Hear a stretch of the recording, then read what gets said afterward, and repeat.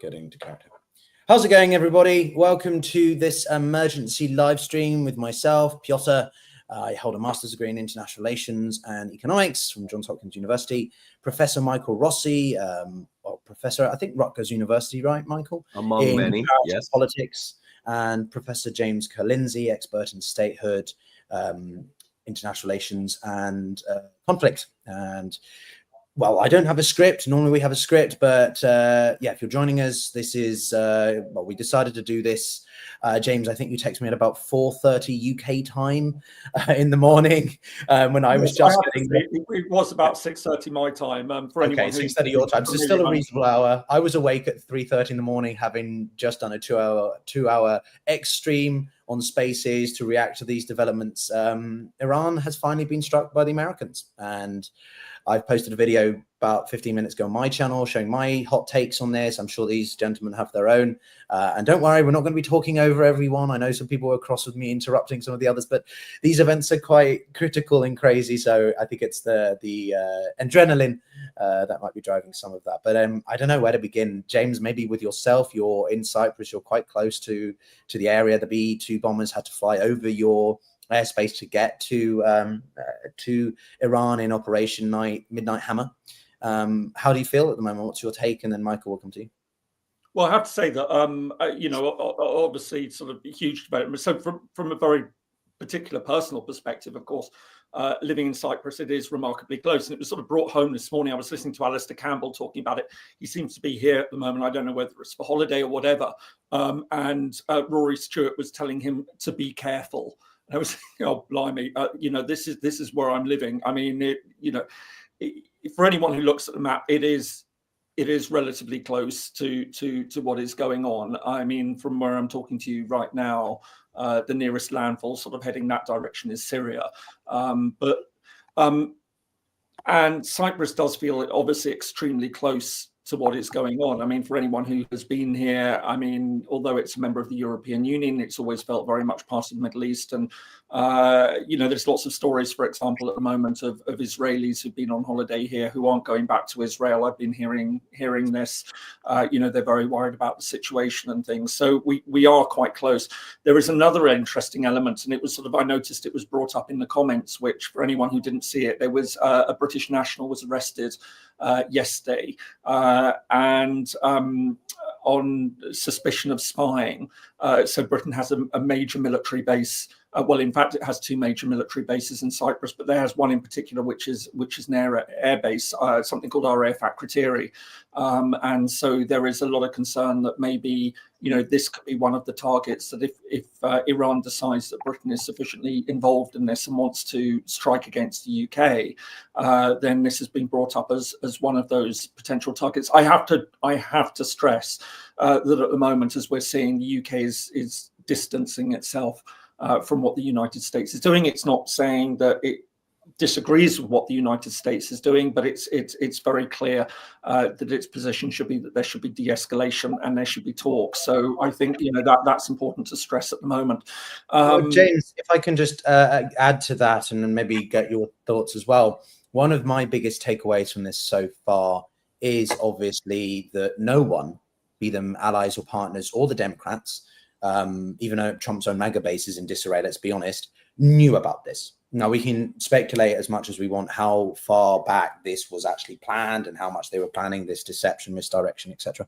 But clearly, there's going to be some pissed off members of the European community, particularly the E3, the Germans, the French, the British, who were in Geneva pushing these diplomatic efforts with the Iranians, and the Trump administration have basically gone like that and done it anyway. Yes. Obviously, I mean, the British. Look, I should just be clear. Sorry, just for the avoidance of any doubt. I mean, absolutely on this one. You know, and I published a video a few days ago which generated a lot of comments, a lot of abuse, partly because people didn't bother to listen to it. But I have to be absolutely clear that you know, on what we're seeing at the moment, I mean, you're absolutely right. The United States didn't inform its partners, partly because I think most serious observers would argue that this was an illegal attack. It's as simple as that. You know, however one might feel about Iran and Israel's particular relationship, and whether that was justified or not is one thing. But certainly, for the United States to come in like this, is a massive escalation. And I think, as I say, isn't it? It's worse still because it puts British assets at risk. Right, the UK is quite close there. Cyprus military bases are potentially a target if the Iranians feel like we saw in 2019 when they took that British, was it oil tanker in the Strait of Hormuz, and basically held it as ransom. So the Iranians and the Brits don't exactly have a long-standing good relationship. No, I mean, Iran and Britain has have a very difficult history. I mean, you publish a video on Iran, and you don't mention the ousting of Prime Minister Mossadegh in the 1950s, and you'll have a whole bunch of people coming in and screaming abuse and saying that, why are you whitewashing this? No, I mean, it's quite clear that Iran and Britain have a very difficult relationship historically.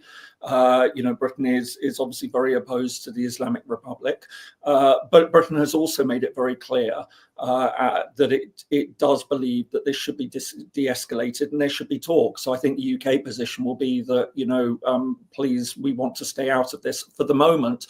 But of course, there are those worries that, as we saw in 2003, that will Britain actually eventually, if pressed by Washington, sign up with the United States. But I have to stress at the moment, there's absolutely no sign that that is going to happen. As I say, London's position is very much Israel has a right to defend itself, but let's get back to the table and have talks. Well, I think there's going to be a lot of figuring out, like, again, one of the things I just was making a point on X before I came onto our stream is, can the Islamic Republic take at face value what the Americans are saying about they don't want regime change? Because they were saying, oh, we're sending B-2 bombers to Guam as a decoy, though it turns out. So actually, could this be a continued misdirection of the United States' actual intentions, which is regime change? Obviously, it's a bigger scaled and time aspect to that, but certainly the Islamic Republic are not going to be, I think, taking anything at face value. And we can talk about what they are going to, how they can respond. The UN is going to hold an emergency session, I think, in about 2 hours. What's the fallout from that? We've already seen the president send a statement to Macron saying, how would you feel if this was you on the receiving end of this? So there's a lot about arguments about the legality, and I think the Russians will raise that as well at the UN Security Council. But Michael, you're in New York, I think, right? And I wanted to hear your thoughts, because I know you're going to differ with me and James probably on some details, but also like insane stuff, right? Well, I mean, yeah, I mean, there's a certain element of the MAGA crowd that are not happy with Trump's decision. But to suggest that this was a complete out of the blue decision that caught everybody by surprise, I think is a bit disingenuous. Trump can say whatever he wants, but Trump has also been reveling in the idea that his ambiguity is holding a large part of the world at bay. He loves this, but he absolutely loves this. But as president of the United States, and it doesn't matter whether you are a mad king or whether you are the approval by committee commander-in-chief, the United States has a deep-seated ideological commitment to defend the state of Israel. Whether you agree with that or not, that whole statement, Israel has a right to defend itself, is egregiously subjective, but it is taken at face value. It is chiseled in stone as far as the American political elite are concerned. So the more that Iranian bombs fall on Tel Aviv and Haifa, and the more that it seems that Israel's days of being able to defend itself without any allies are numbered, it is going to involve the United States stepping in. I mean, there's no question about that, regardless of whether it's Trump or some mainstream Republican, whether it's a Democrat. I mean, this is just one of those things where any question against the state of Israel in the United States is seen as abandoning one of its key allies and is tantamount to treason. So Trump is not the first person to say one thing on the campaign trail and then do something else entirely when he's in power. And so I don't want to say that Trump is all of a sudden lying to his base, But when you become president of the United States, whatever it is that you campaigned is out the window, because the military industrial complex, the political elite, things that are in motion before you come in are now given to you as a driver's manual. And just by comparison, when Obama was campaigning, he had said that if he's elected within, the first week, month, whatever year of his term, he's going to close Guantanamo Bay. And did he do that? No, of course not. Renditions continued under Obama. And those that criticized him, well, I mean, we're, small voices in a larger crowd that thinks that he was God's gift to the world. So with Trump, apparently saying, if I get elected, I will end all the wars that America is in, but not only doing that, but getting into an additional war, is something that I think, as much as I'm not a fan of Trump, and I think that all three of us do believe that, he is the equivalent of our Mad King right now, it was something that was absolutely destined to happen. Especially, you're saying there was an inevitability it was an inevitability, and in a way, I have to give credit where credit is due to quite possibly the most astute, intelligent, and just altogether just invulnerable political leader out there these days, Benjamin Netanyahu. He is absolutely able to play my country's political elite like a string, like a violin, and yours as well. Absolutely. He has been able to be that little pinprick that finds the shatter point in every major security dilemma and say, the Europeans were talking about a negotiated solution.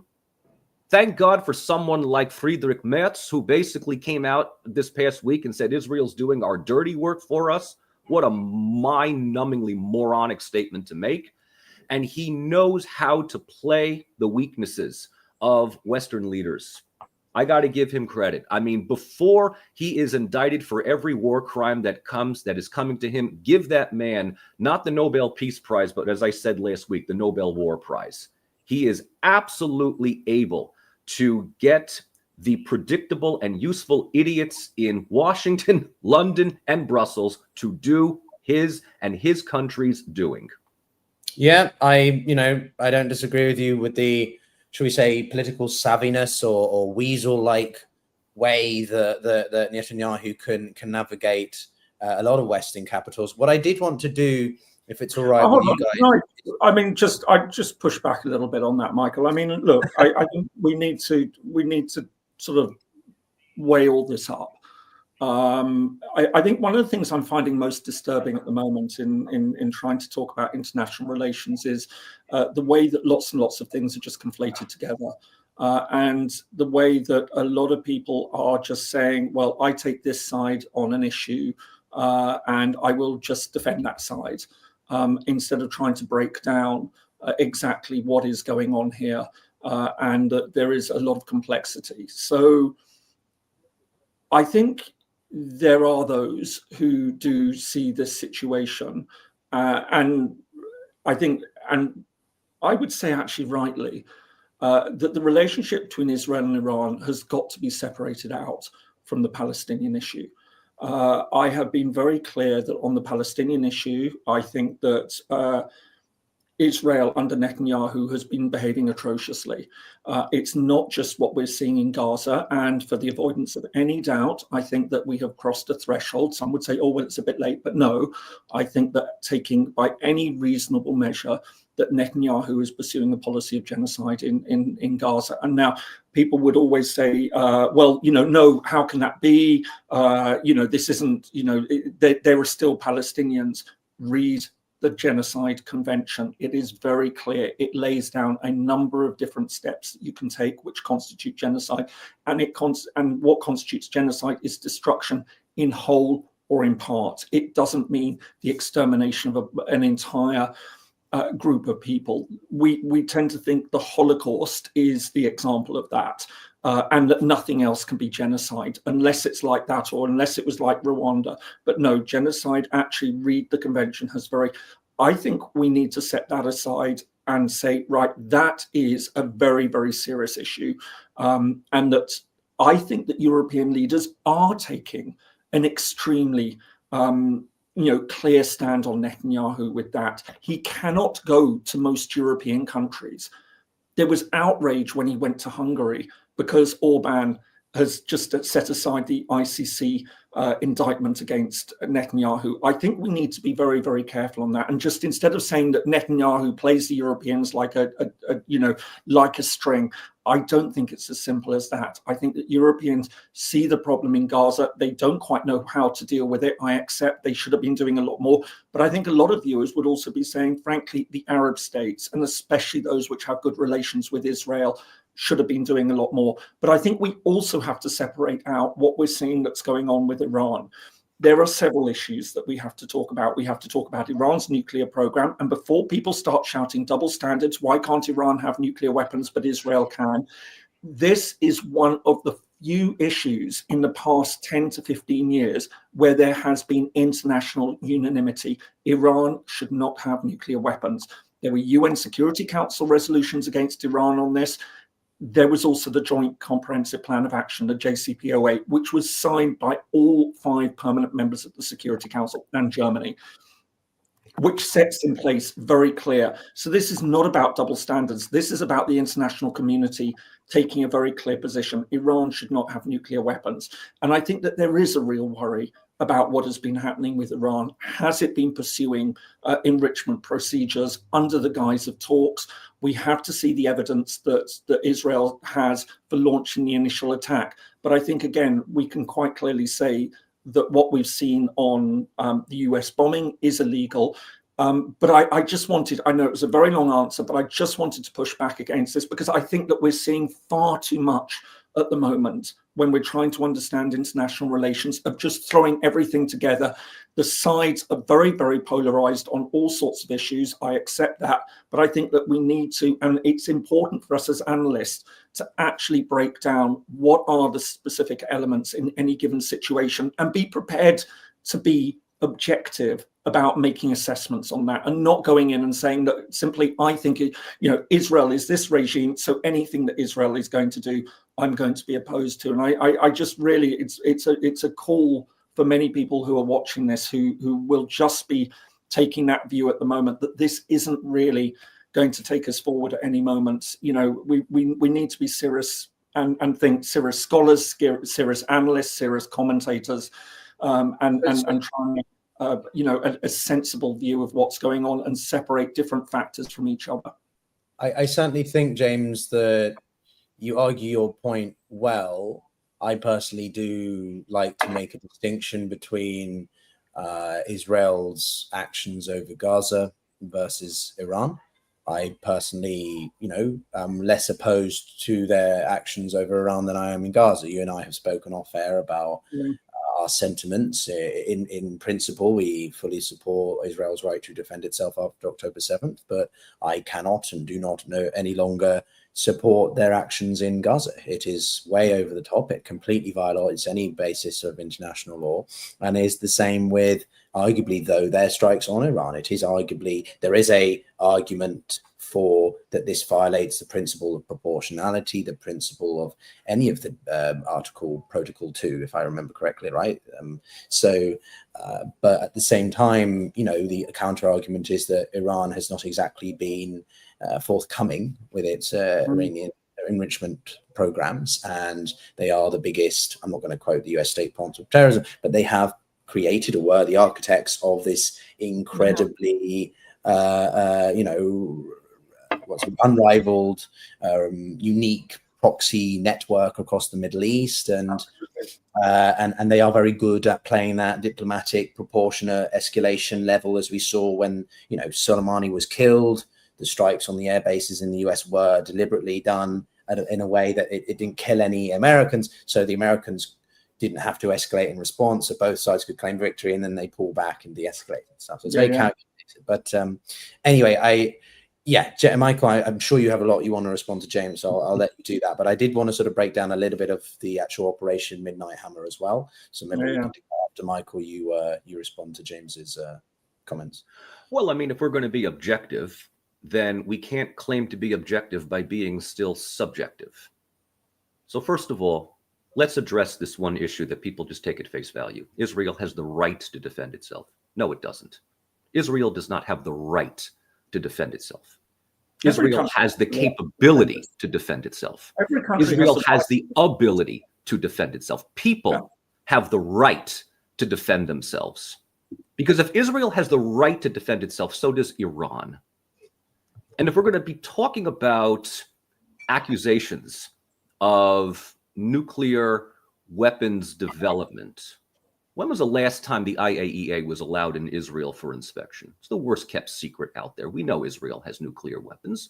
My country has given it to them, and we defend them with that.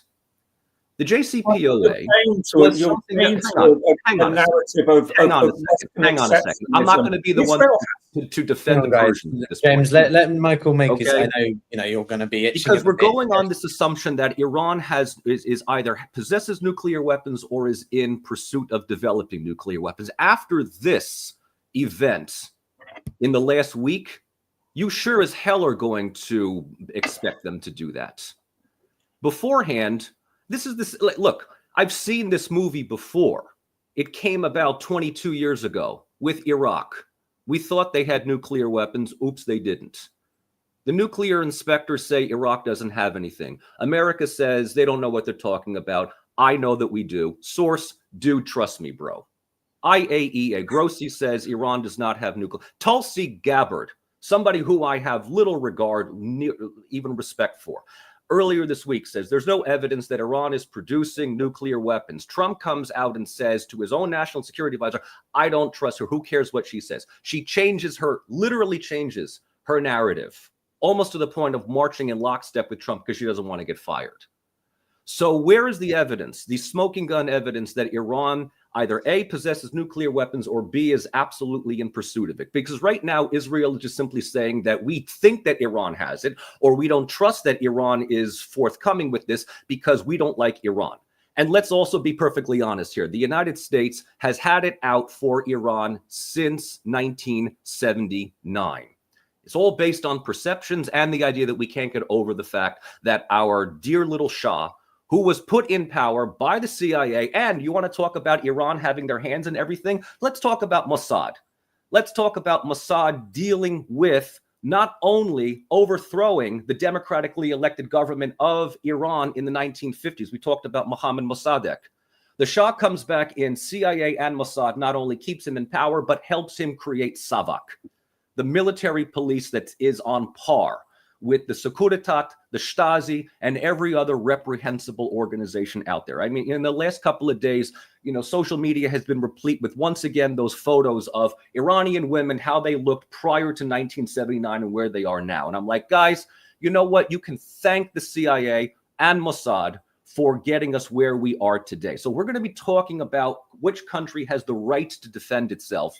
That already comes with high degrees of subjectivity, which puts already the burden of responsibility on one country and gives the burden of innocence and justifiability to another who has, might I add, been far more active in exacerbating security dilemmas in the Middle East for the last 10 to 15 years.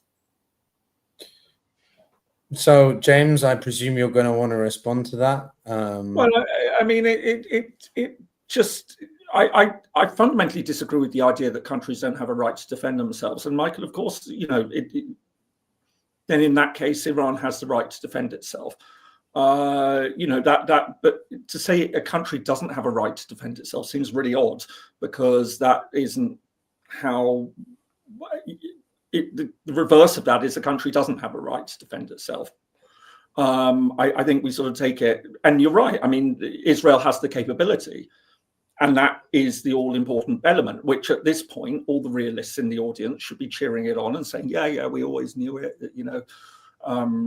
This is Mearsheimer writ large. And I have to say, by the way, anyone who takes Mearsheimer seriously, he is to quote that lovely phrase about Newt Gingrich, he's no, I'm going to be a little bit more polite, but he's what ignorant people think an IR scholar sounds like. Mearsheimer is not taken particularly seriously in IR circles, but for those of you who are of a realist bent, then they love what he says, and this is realism writ large. So in that case, and it is actually the sort of thing which will have a lot of realist heads exploding, because they will often be the ones who are shouting down and saying, taking a blanket position against Israel.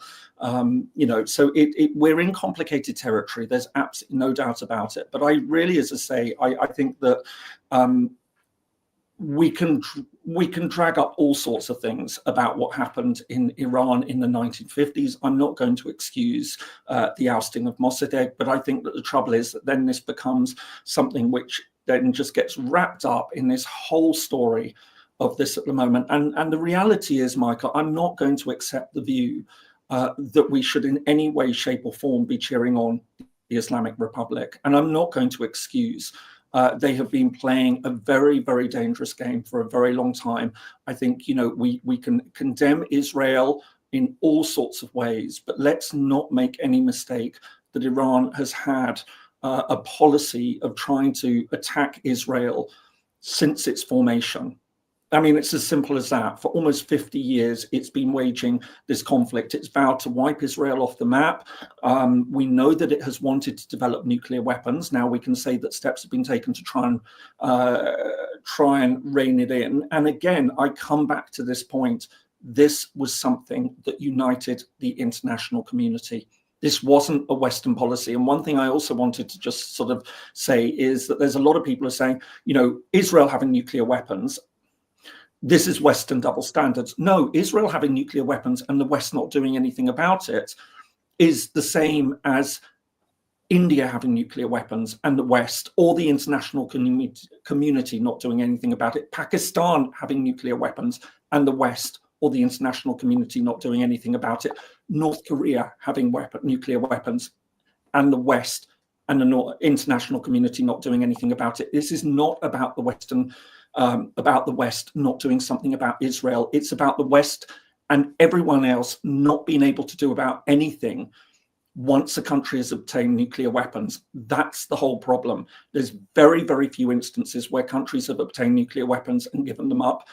South Africa is the best example of all. People would talk about Ukraine, and then you get into a whole weird debate about whether it was Soviet weapons or Ukrainian weapons. But South Africa is the very best example, and in fact, the only example that we have.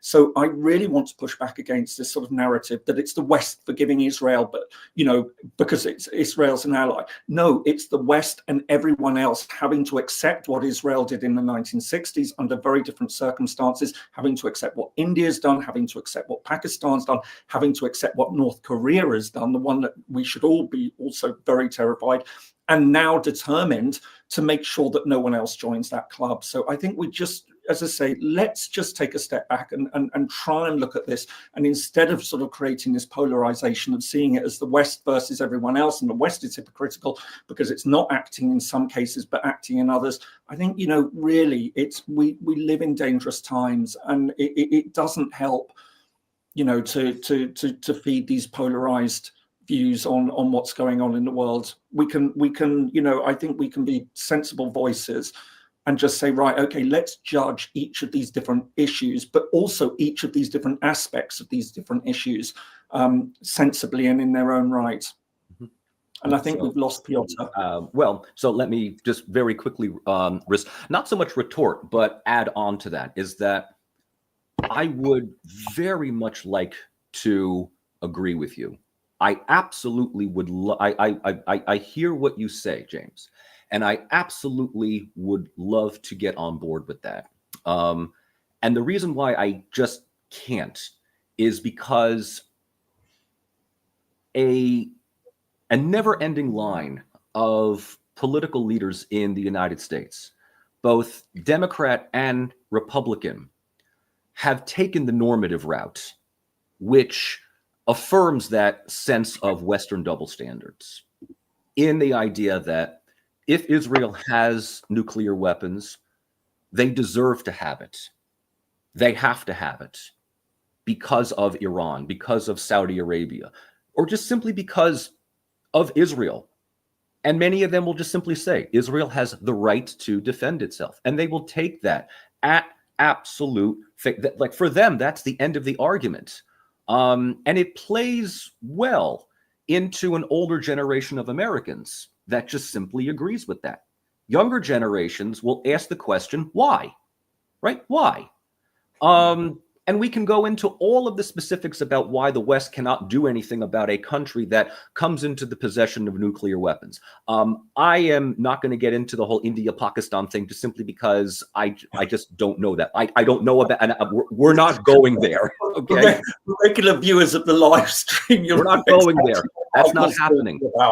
As far as North Korea is concerned, you know, when you think about this, you know, when you think about North Korea with Kim Jong-un, Kim Jong-il, when you think of Israel with Benjamin Netanyahu, when you think of the United States with Donald Trump, you even think of smaller little places. I mean, you know, here's my gratuitous shout out to the Balkans. You know, you think of Kosovo with Albin Kurti.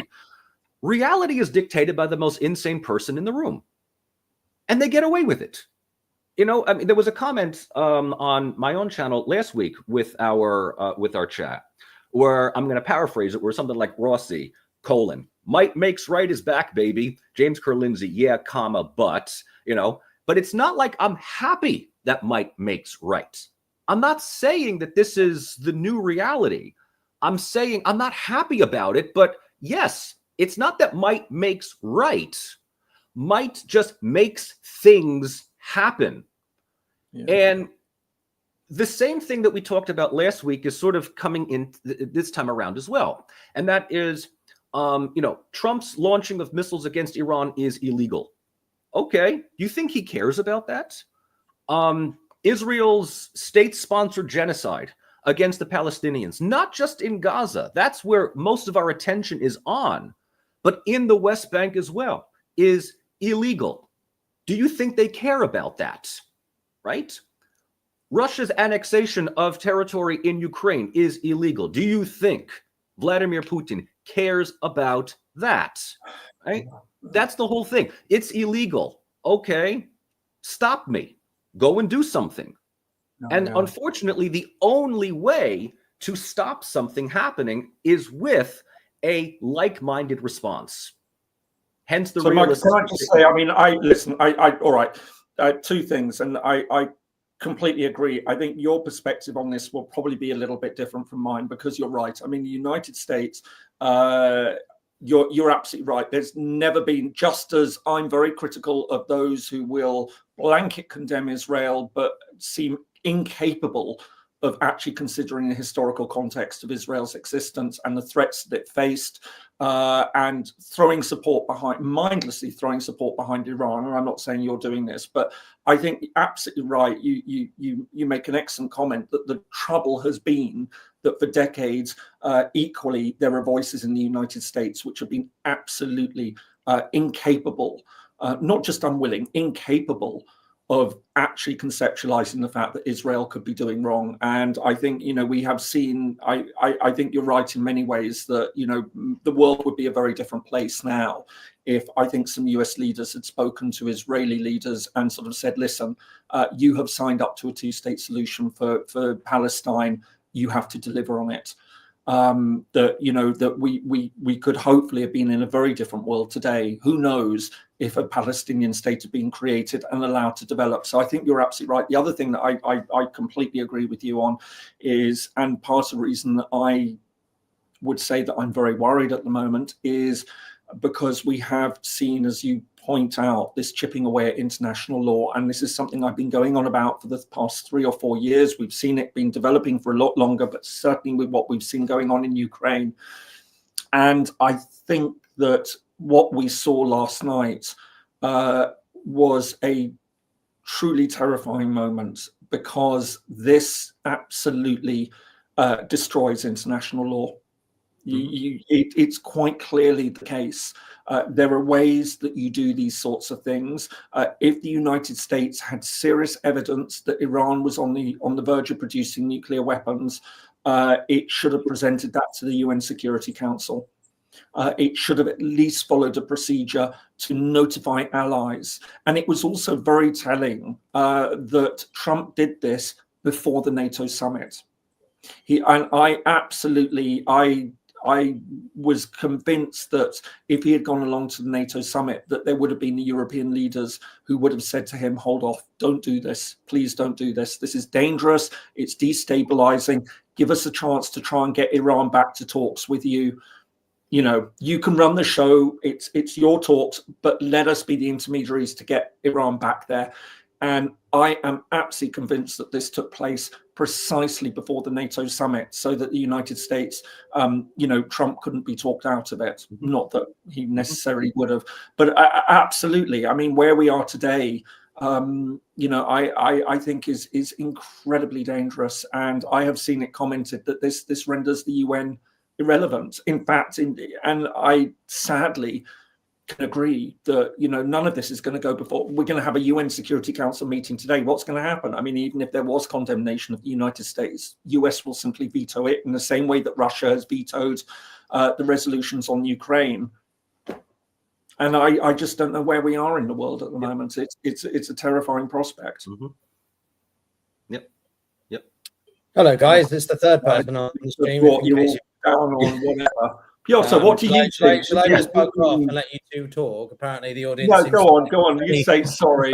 Clearly, youngsters have no opinions or knowledge on the matter. It's your world. You're inheriting it from us old guys. Yeah. But apparently, because I'm not a PhD holder, I don't know anything. Even though I've been to the best university for this. But on the United Nations front, having worked there for 5 years, I could tell you that the UN is still relevant. It has a role. It's not going to do anything, unfortunately, but when we see the Security Council and the E10 meet, keep in mind that the Iranians have called this meeting. The Russians will place face by saying it's double standards of the United States, that there is no international law that they follow, that the Russians are actually the responsible one. We've seen the statements that Moscow have shared, which are very... should we say tone deaf, considering what they did on February 24th, 3.5 years ago.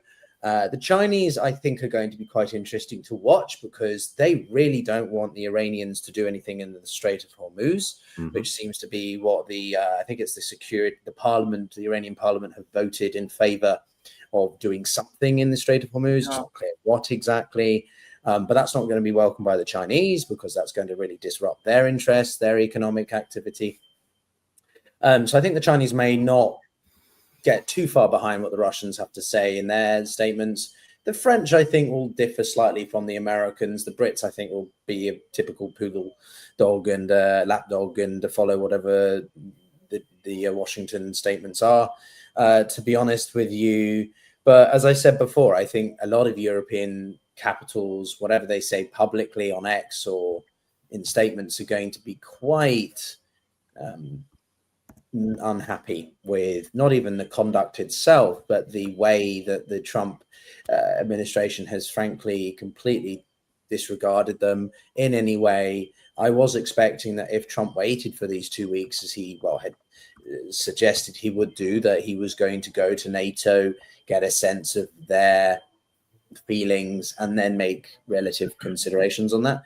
But then I remember that it's Donald Trump, and that's far too considerative and empathetic of other people's perspectives. So clearly not. When it comes to international law, I mean, James, you and I have had this debate in the past, which is sort of, I want to believe in the principles of international law, but clearly might is right, and this blatant disregard for it is here. It's the new normal, right? The Americans have, there's the debate about whether or not this is war. Well, the Americans haven't declared war, so they don't have to adhere to the basics of international humanitarian law, and neither do the Israelis, because they didn't. So, the Russians are like, well, that's what we're doing with our SMO sort of thing. It can all be applicable like that. So I do wonder where the relevance of international law is. Interestingly, when, the ICJ or ICC do attempt to indict people, it does put them off from going to play. Putin hasn't been outside of Russia. He hasn't been to any country that does ratify the IOCJ, ICC treaties and such. So interestingly, though, tacitly, people do still adhere to international law, at least on an individual basis. When you're coming to foreign policy more broadly, they don't seem to. So I think it's quite a weird sort of inconsistency there. But yeah, I do think the UN will not produce anything in terms of substance, but it'll be very interesting to see what statements are said. And also keep in mind the GCC, the OPEC plus. These guys are going to be having a field day tomorrow with oil prices and what they're going to do. The markets are already looking quite rocky. But interestingly enough, on the macro perspective, they don't seem to have reacted as badly as we expected. And maybe that's because the United States was deliberately telegraphing its moves for so long, whether or not it actually followed through in what we expected. The point was that they were sort of alleviating people's concerns whether or not they would do anything at all. And so people knew that they would. And so the markets haven't flipped out as much as they could have done, which I think is interesting. I think it's still going to get worse. Certain commodities are looking quite messy right now. But yeah, I mean, Michael, to your, I don't know, to bring it back to you, maybe on the Russian angle, what do you think Moscow is going to do?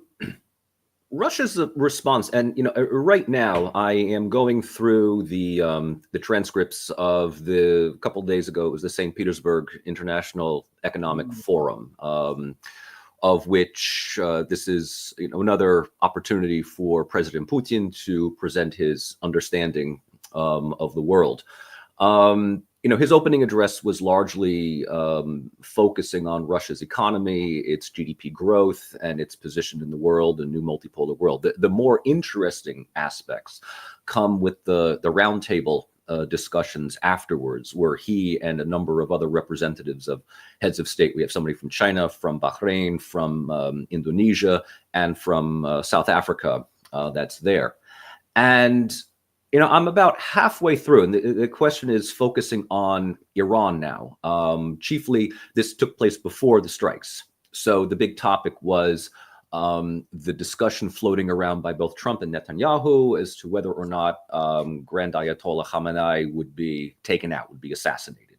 A number of ranking members of the Iranian government and military have already been killed in Israeli strikes. Would regime change be something that, what would Russia respond to that? Surprisingly, surprisingly, not surprisingly, Russia's response has been its boilerplate statement in that, we on one level are close partners with Iran. It is a member of BRICS, but at the same time, Russia has rather deep ties with the state of Israel. Right? I mean, we cannot discount this idea that Russia is not all on Iran's side and against the state of Israel. I mean, Putin and Netanyahu do have a number of in-depth talks. At one point, even Putin went so far as to say that Israel is practically a Russian-speaking state. Which of course, taken out of context, you can say whatever you want. But I mean, look, let's be perfectly honest. There's a lot of Israelis that hold dual citizenship from Russia and from Israel. Russia has a number of economic partnerships and cooperations with Israel. And so Russia is not going to come out all on one side against another. And yes, as you pointed out, I mean, Russia's statements probably at the UN are going to condemn Israel's actions against Iran, but not to the point of severing diplomatic ties or offering military assistance. And, it's safe at this point for governments in Moscow and probably in Europe, if they want to save face, to just put all the blame on Trump. On Trump just taking unilateral decisions, and the United States once again acting recklessly. The other thing I want to bring up beyond just what is focused on Russia is sort of the ambiguity that we get coming from the White House over the past couple of days. First, with Trump saying that he's going to give up to 2 weeks to see what would happen, or he could strike in 2 weeks, he could strike in 2 hours, he can strike in 2 days. All right, this goes to what I was saying before about how Trump loves to play the ambiguity card because it gives him the idea that he ultimately can decide what the world will look like in the next 24 hours. I mean, it's great as far as he's concerned. Prior to this, I didn't think I honestly did not think that he would give a 2-week window. I think that was calling bluff. It might have been an opportunity. Again, now we can talk about stories behind the scenes here. And here I'm going to be probably the most subjective, almost bordering on careless right now. So just, I'm letting everybody know. Explorial, I think. Yes. Let's just go down the rabbit hole as to what is being boy. discussed. Okay, hang on. Let me get my whiskey. I've just got my. There you go. Yes. Pour one out. It's rum. Sorry, everyone. That's fine. Michael. You've been itching to do this. Go on. Drink responsibly, everybody. Smoke if you got them right now. So the 2-week window could have very well have been a very clear message to Iran saying, we're going to hit you at some point to make it look good for the headlines. You either got one of two things. Tell us someplace close to the nuclear facilities. It's not like the United States hasn't done this before. We shoot some missiles into some desert of a country to make it look good that we've done something, put on the theme song to Team America World Police. Or it just gives them an opportunity to evacuate all the heavy equipment and important stuff where we are going to hit. So, the statement from Trump is that we've knocked out Iran's nuclear capabilities. Okay. First of all, you can't knock out what they did not already have, but you can play to your home audience that we did something. And that is, I think, one of the biggest liabilities of American foreign policy, I think, ever since maybe not Gulf War I, but definitely Somalia, Rwanda. We see suffering on TV, and sort of it's a hybrid liberalists versus Wilsonian realist type of thing where we have to do something. We can't sit by and let evil do its own thing, especially when it's against our, friends around the world. So we have to do something. So we're going to do something. And we did it. And Trump gives his little bravado statement. He's got Vance behind him and, Rubio on the other side, making it look like they're like the big decision makers. And the thing that I have to ask, not the group here, but I just have to ask in general. And I think James, at the end of the day, I just want, James and I, maybe we have our differences on a certain things, but we always come back to the same point. We always agree fundamentally on the same principles, right? We just take different routes getting to it.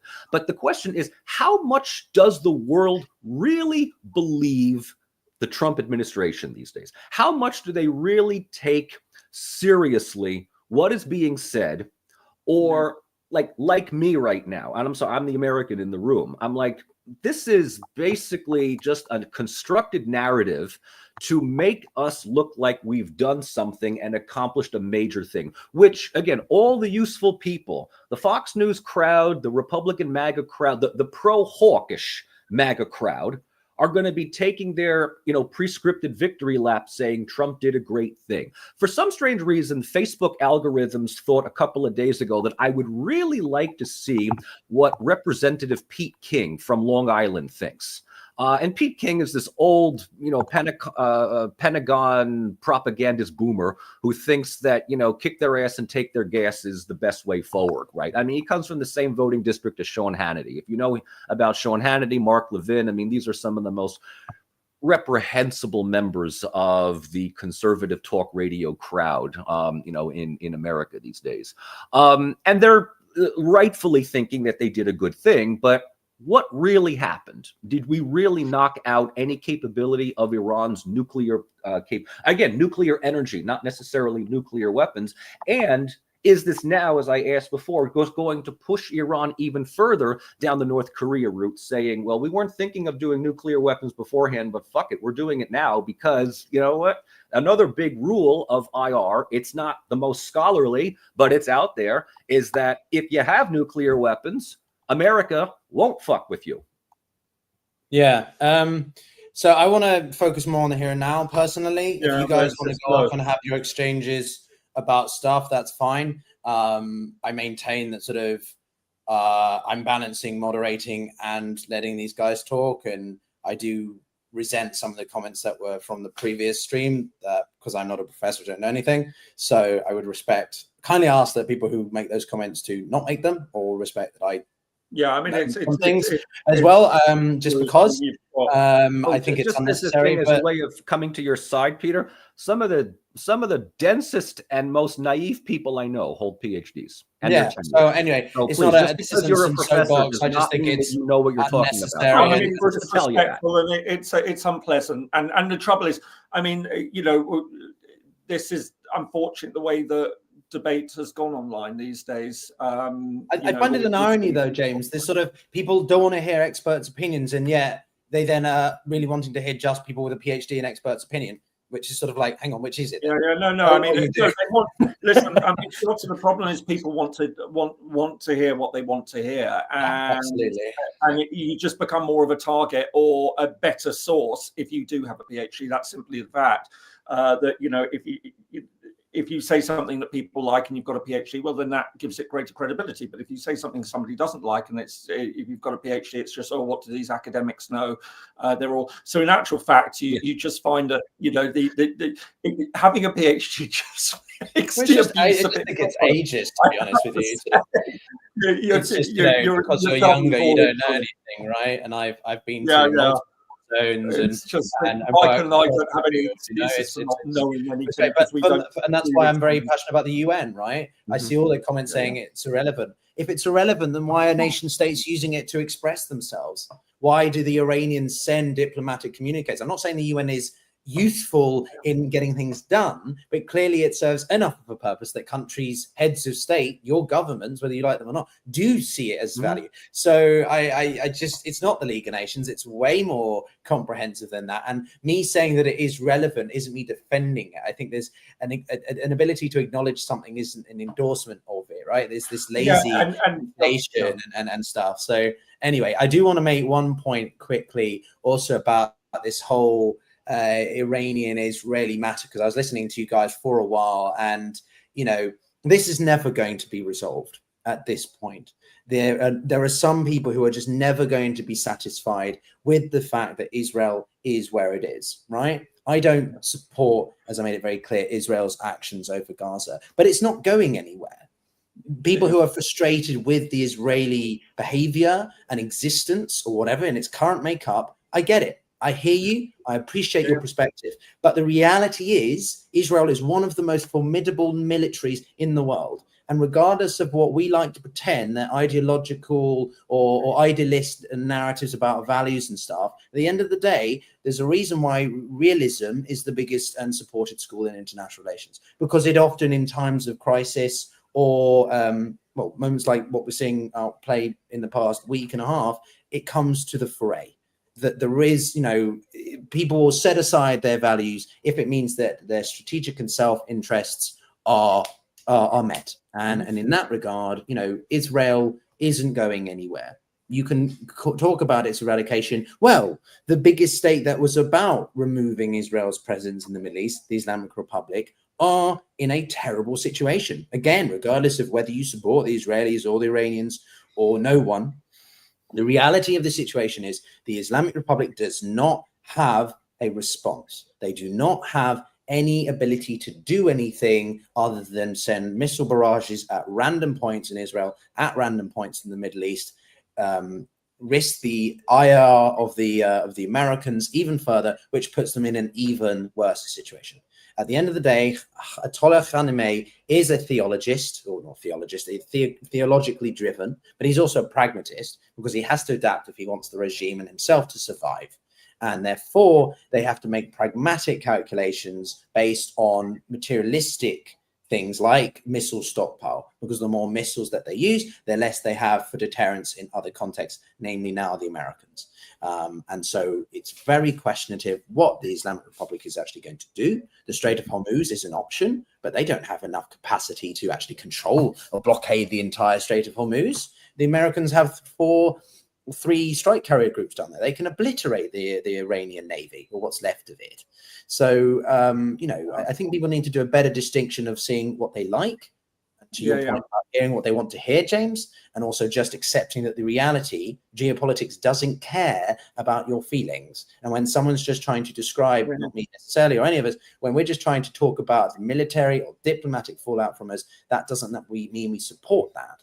It just means that we're acknowledging the reality of the situation and where we go from there. Sorry for the slight rant. I've got you, Piotr, in the comments.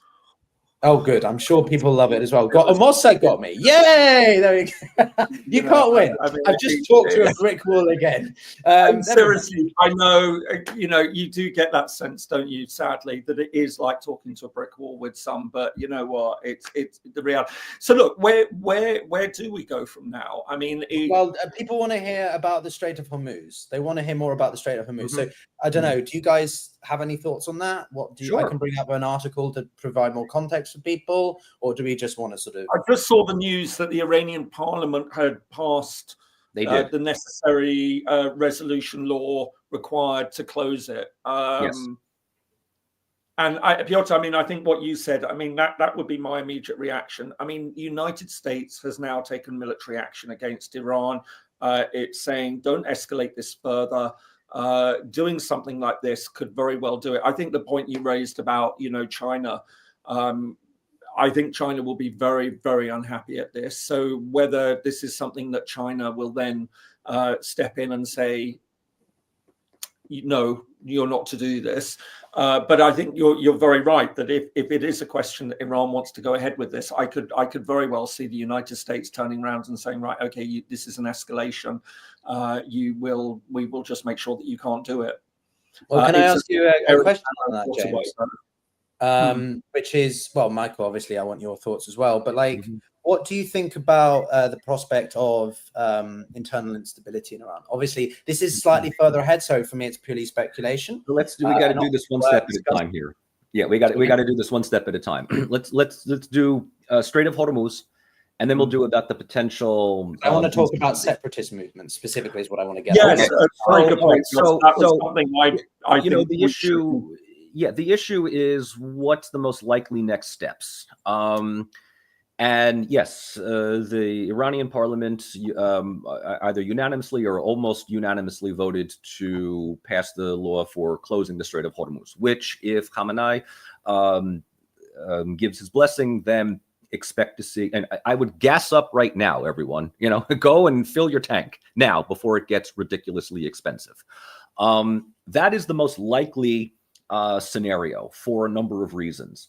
One, it is a response to American strikes on Iranian territory, but it's the least aggressive because it's not going to, at least not now, it will not target American military bases around the region. It will not strike American naval carriers, destroyers, ships, anything else like that. That would be a direct escalation of conflict. And even though the Iranian government has said, if the United States gets involved in this conflict with Israel, all American military and even civilian targets in the region might be targeted. I mean, that is a major ratcheting of rhetoric, which might have, if not convinced Trump, definitely got Rubio and others to convince Trump to do this, right? That's war talk. If that is the case, if we end up seeing American military bases get hit by Iran, well, welcome to an open war.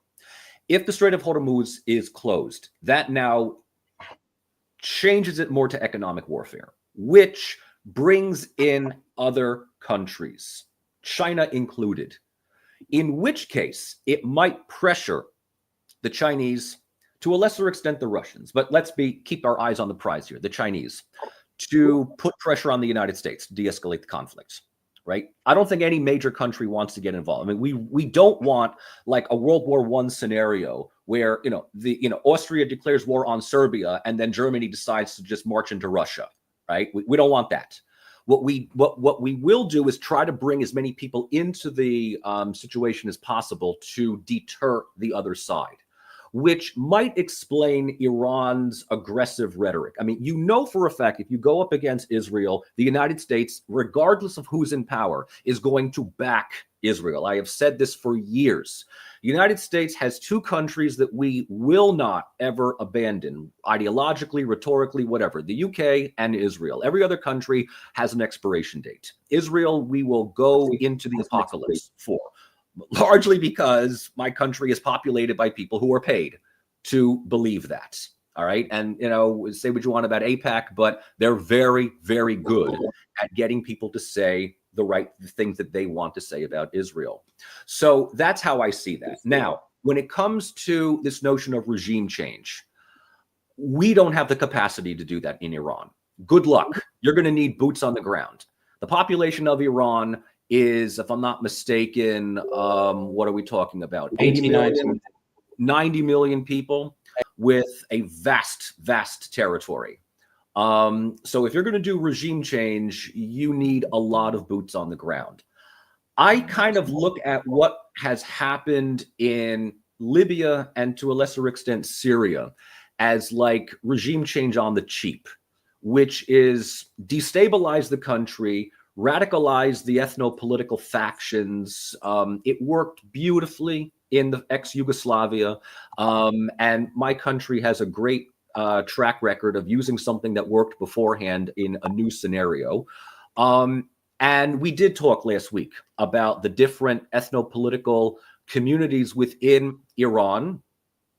Some of the missiles that Israel has launched from Iran are coming from the trajectory of a country that we have not brought up, and that is Azerbaijan, which is very closely related in military and economic confirmation of. I haven't seen anything. No, they're not going to, but Azerbaijan and Israel work quite well together. Azerbaijan was using Israeli military gear to take back Karabakh.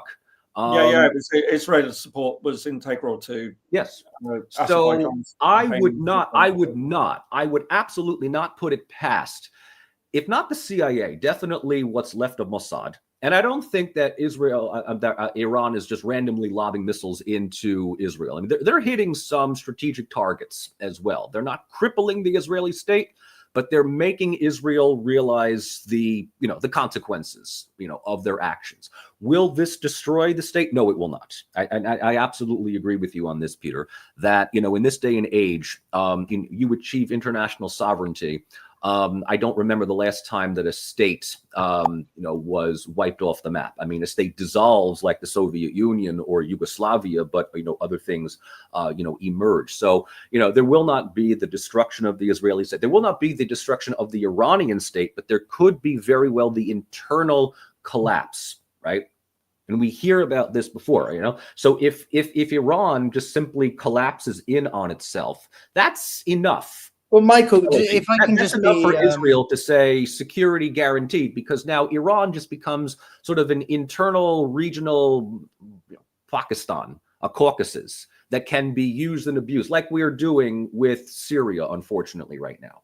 Well, Michael, I just want to be devil's advocate on that point, because I think, we in the West have a lot of appetite for regime change, or certain Western capitals do. There's a lot of emphasis on, like think of the Mahsa Amini movement in the end of 2022, when that young lady was killed by the police. And obviously a lot of the diaspora, and specifically those who support Reza Pahlavi, the crown prince, becoming the sort of, new leader. Let's be careful. How many people in Iran want? I'm coming to that, which is Shah Jr. to come back. I'm coming to that, which is that I think is a little bit blown out of proportion.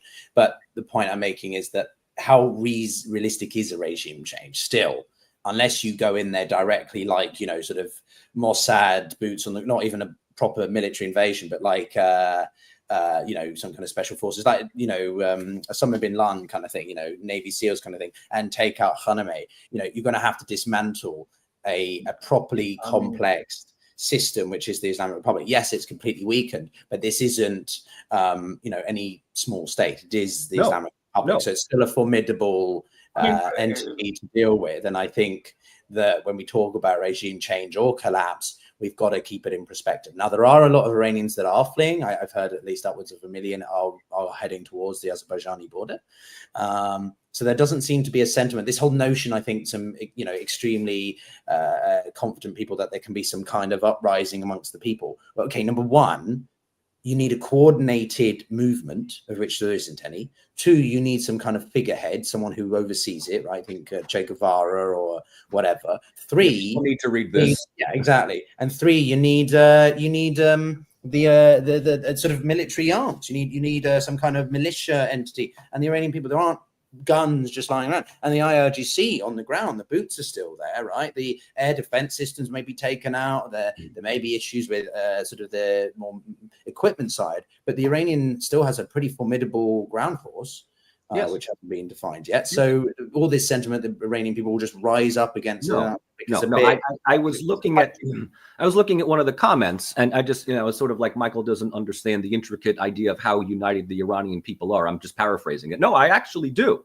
I'm saying that there will be attempts by the outside of trying to exacerbate ethno-political tensions. It doesn't mean that it's going to work, and it certainly does not mean that the state is going to fragment from within. What I think that all 3 of us do agree on is that the Islamic Republic, the government itself, is, first of all, I don't support it. Just because you are against what Israel is the United States doing does not mean that you invariably support the other side. We have to be very, very, very clear on this, right? The Iranian government is not one that anyone wants to live under. And chief of which, the people that will tell you this themselves are the Iranians themselves, which explains why the current president, Pezeshkian, is that much of a reformer. They know that the theocratic authoritarianism is on borrowed time. Is a whole younger generation in Iran that does not have any love for this government. But that should not mean to American warhawks or Israeli exacerbators that they are going to, follow Netanyahu's thing of saying, rise up and take your... Fuck you. Okay, just because we hate our local government does not mean that we're, supporting Israel or supporting the United States. By doing so, we'll actually reinforce the cohesiveness of an erstwhile unpopular government. Population didn't care for Saddam Hussein. United States invades everybody. Now, let's say we rally around the flag, but it's like, well, thanks for destroying any efforts at reform, right? Milosevic was about to be overthrown in 96, 97. And all of a sudden, whoops, NATO's bombarding Yugoslavia in 99. Now, of course, Milosevic is out a year later, but, come on. Regime change by bombing does not work. You can't change a regime via aerial campaigns. No, it's impossible. But I also think you can make impactful strategic. But I also think that we're not I don't think that the Trump administration has the capability or the interest in investing in full-on regime change. Just regime destabilization, on the other hand, and just kind of pick up the pieces and play with whoever you're willing to buy off. Seems to be the more design on the cheap that I see going on these days. Plus, if it destabilizes a country, it's not an immediate threat to the one that you truly care about. But this presupposes, right? This presupposes that the U.S. or Israel or any willing expat community like Pahlavi Jr. all of a sudden has some credibility, some leverage within a country that he's been out of for almost 50 years. I mean, it's just not the case at all. How did regime change work with Iraq? How did it work with Afghanistan? How did it work with Libya?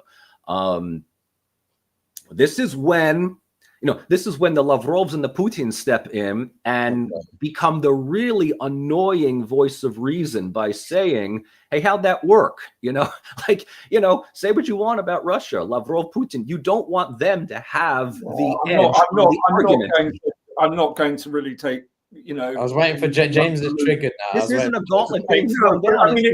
I saw a snippet of an interview with Dmitry Peskov, the spokesman of the Kremlin, and it was laughable that he was saying, country it would be, engaging in regime change or whatever. It's like, hold on, what was one of the rationales that Russia put forward for the invasion of Ukraine? It was quite clearly regime change. So, for Russia to be bleating on about how countries shouldn't do this, frankly, I mean, it was laughable. and so that was. But I think, on the broader point, I mean, on regime change, you're very right. I mean, the idea that, the US is going to be in any position to force it is just, it can destabilize, but there's no way it can bring it around without boots on ground. And that is just simply not going to happen. I mean, it can happen, that regime changes can happen, but the United States and Israel are not about to send in troops to Iran. That much is clear. It's fevered imagination of conspiracy theorists if they think that that's going to happen. Although with Trump, one just this horrible sense that however crazy this is. But no, on a genuinely serious note, it is incredibly difficult to bring it about. And and this is one of the things which I find sort of quite interesting, is how very often you'll hear people sort of say, the West engineered regime change left, right, and center. It is incredibly difficult to do. It requires a whole range of different things falling into place. Now, one of the things that you can do is obviously weaken the regime militarily and hope that people are going to rise up. But I am just genuinely confused as to what Israel's plan of action has been here. I think it went into this war without knowing what its end goal really was, apart from just hammering Iran and hoping the United States will come in. But even then, what happens now? So if this war was about ensuring that Iran cannot build a nuclear weapon, then with everything that the United States has said, that's mission accomplished. Unless Trump was just doing his usual bluster and bravado and sort of saying this was the biggest strike ever and we've obliterated it, until somebody says, well, is that really the case? Oh, well, maybe not. We need to continue. I don't know. It's going to be fascinating to see. But if that was really the rationale for all of this, then surely that rationale is now over and it's time to go into talks. Now, but what would those talks entail? If we smashed Iran's ability to have nuclear weapons, then what is it that they would want Iran to sign up to in any future talks? Is it simply to say, we accept that we've our weapon capabilities have, our research capabilities have been destroyed. We promise not to do any nuclear research at all, which I think is probably the line that, Trump would probably want from them now. I suspect that if anything, Trump would say, if we can't get rid of the Iranian regime, then the next thing is, and this sounds wildly optimistic because I just cannot see this happening either, but I think in somewhere in his mind, maybe he feels, and to be fair, we were skeptical about the Abraham Accords, and I think everyone knows where I'm going to go on this now, that whether Trump believes that he can negotiate a peace deal between Iran and Israel that would see Iran recognize Israel. Is this really where, in his mind, he now thinks? And I'm sure you both saw that very long message he put out on Truth Social, which was then widely disseminated, about the Nobel Prize. He is obsessed with earning the Nobel Prize. And I just wonder... has nominated him for it, haven't they? Yeah, Pakistan, I think, nominated. Pakistan has nominated Trump for the Nobel Peace Prize because of his intervention in the Indian-Pakistani escalations last month. So are the Pakistanis working, which I'm surprised by, given how Pakistan feels about Israel's actions in Iran.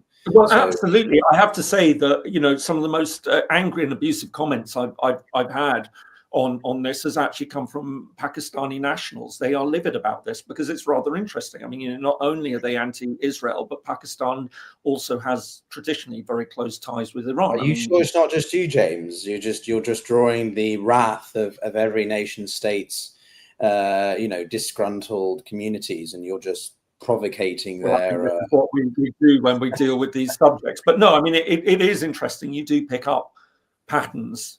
When you've done this long enough, you see it. You see it, Piotr. I'm sure you see it, Mike. I certainly do. Even in that right now. No, but it is very interesting, that element of things. So, part of me just wonders, because listen, if it's just about nuclear, then that surely is it now. Unless, you know, they want to just continue on with this. I don't know what the end game is. And I haven't known since on Iran's response. Regime change cannot be. Regime change would be a welcome development from Israel's perspective. But I don't believe that. Just if we can get specific for a minute, let me bring up a map here, because I think some people were requesting us to talk about the Strait of Hormuz. So this is the Strait of Hormuz, specifically this section. Can you guys see this on the screen? Yep. Am I showing it? Great. Okay. Yeah, So this is the Strait of Hormuz here. Now there is a oil pipeline that has been discussed for a long time, which will go along this area. Now, in 2019, a British oil tanker or vessel was, well, essentially captured by the Iranian or IRGC and sort of held to ransom here. There are military outposts, well, 30,000 US troops are based in Qatar down here, but there are other US assets that the Iranians could strike down here. And if they were to try and blockade this entire area, now, you know, people on the US side will argue, well, that's not going to happen because the Americans can just bomb them to smithereens. And others say, well, you know, the Iranians are capable of blocking off this tiny section here and putting off the Americans from doing anything. So there's a lot of debate around this, but this is the point, that Iran does control this strait, which 20% of oil supply comes through. What do you guys think about this as a, you know, the likely response area for the Iranians at this point? Michael, maybe, I don't know if you. I mean, I could have sworn that we touched on this. I had said that this is the most likely card that Iran will play next, for a number of reasons. It's the least destructive as a response, but it's destructive economically, if not not militarily. And this now is a way of getting the United States to do one of two things: either respond diplomatically, economically, or, as some people say, the United States can just simply bomb any country that they want. No, they can't. I mean, I think that there is still this presumption that we have this military, and yes, I mean, we have this military. There's a reason why we don't have healthcare in this country, because we have a military that's, larger and more funded than the next 10 countries combined. Let's be honest. This military failed in Afghanistan. It failed in Iraq. Not in overthrowing the Hussein government, but in installing what we had wanted afterwards. We don't do regime change really well. We tend to think, we look at Germany and Japan, 1945. The United States has engaged in regime change ever since a sugar company got the American government to overthrow the monarchy in Hawaii in the 19th century. And for those interested in learning about American-led regime changes, I absolutely recommend that you take a look at Stephen Kinzer's book, Overthrow, which was published many, many years ago. But there's a chapter that talks about the CIA coup that overthrew Mossadegh in the 1950s and the repercussions that come afterwards. And it includes Nicaragua, Guatemala, Panama, among other countries. Regime change and is really good for show for those that are just interested in immediate headlines. The consequences that come afterwards produce the next 20 to 30 years of security dilemmas. So, Iran could absolutely play the closing of the Strait of Hormuz as the next gambit to see what the United States will do. Plus, there's also one other thing that we've already talked about multiple times, and that is Trump responds most favorably when the issue is economic. And if he can somehow present to the American people how he was able to avoid an economic catastrophe by the price of oil being more than $100, $120 a barrel, he'll take that as his victory lap. And his cheering crowd will sing praises to his diplomatic acumen. All right. So I think I just wanted to, before you go, James, if you don't mind me just saying, what I'm showing on the screen at the moment is a slightly different. It's not dated to now, it's 2018, but it gives you an idea of where the shipping lanes go, the countries involved. Yeah, I can't see it terribly clearly, but Piotr, I mean, the question that, so I've pulled up a map here. I mean, what's interesting is, of course, that little tip that many people would imagine is actually United Arab Emirates, as you see on that map, is actually Oman, which is really interesting. But that shows the waterway, doesn't it? And it shows the territorial waters. What I don't know is whether you've got that little bit that shipping can go through, or whether it's just simply too rocky and too dangerous. You know, I guess the question, and you know, as I will often point out, I'm not a military expert, or let alone a shipping expert, is it absolutely required for shipping to be in Iranian territorial waters to go through that?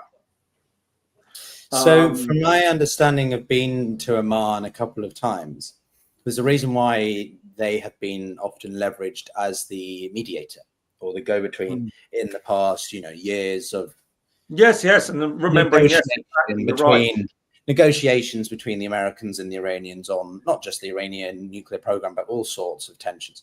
You know, earlier this year, they were having conversations, and the Omanis were the men, and it's partially, I think, due to this territorial setup, in that the Omanis do hold one of the key, I don't know if you want to say physical jutting out bits of landmass that jut out into the Strait of Hormuz, and therefore they have a disproportionate interest in ensuring that things remain as relatively stable as possible. Equally, you know, this section of Oman is not directly attached to Oman. No, it's an enclave. It's a fascinating. Yeah. And they, by the way, can I just say, without interrupting your train of thought, just pulling up the map, I think that United Arab Emirates and Oman have one of the very, very few examples of a second order enclave. They do, yes. International relations. So for anyone who doesn't know, an enclave is a bit of territory of one country within the territory of another.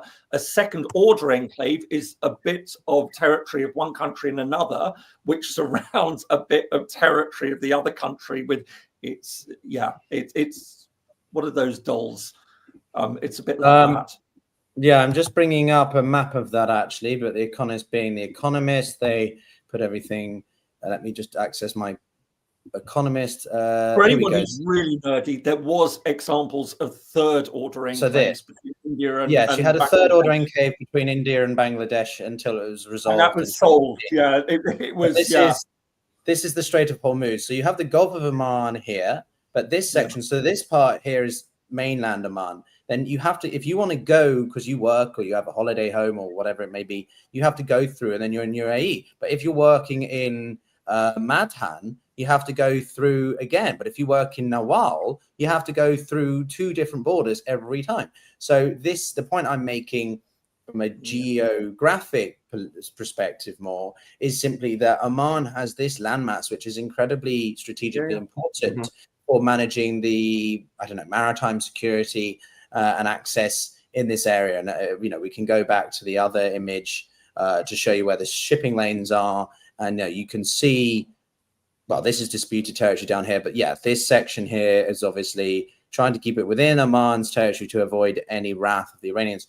But yeah, that is the complexity that we're talking about in this tiny section of the broader, Middle East and stuff like that. So if the Iranians are going to try to leverage that in some way, it would be more complicated for the Americans or the international community or whoever it may be to deal with, because the spillover effect to other neighboring third-party neutral states would be certainly likely. I think is the point. But I did want to make one other comment from my perspective about Trump's propensity to sort of play us off one another or whatever, cloak and dagger kind of thing. I personally think that regardless of whether the United States has done its own military operations for now, the Israelis are going to continue doing stuff. And they may well smell that this is better than ever the opportunity to really try and take out the head of the octopus or snake or whatever analogies we like to use. And that means, regime change in some form. I'm not endorsing it. I'm just saying that clearly the Americans, well, at least publicly, are saying they're stopping short of wanting to go after the head of the snake, but tacitly they're probably not going to stop the Israelis from trying to do that, and the Israelis are going to continue to strike Iran. I don't see there being a diplomatic solution to this in the next week. I just think that we're now in this situation where the Iranians have been struck by the Americans. They don't have much response to the ongoing aerial campaigns by the Israelis. And it sort of becomes a little bit of a, as everything seems to be at this point, James, Michael, the global economy, international community just sort of absorbs it. And we become a bit desensitized to the war in Ukraine, desensitized to the events across the world, and it's just, you wake up, another headline, oh, Israel's taken out 3 infrastructure sites in Iran. But it's sort of, it becomes part of the daily news cycle. I don't know.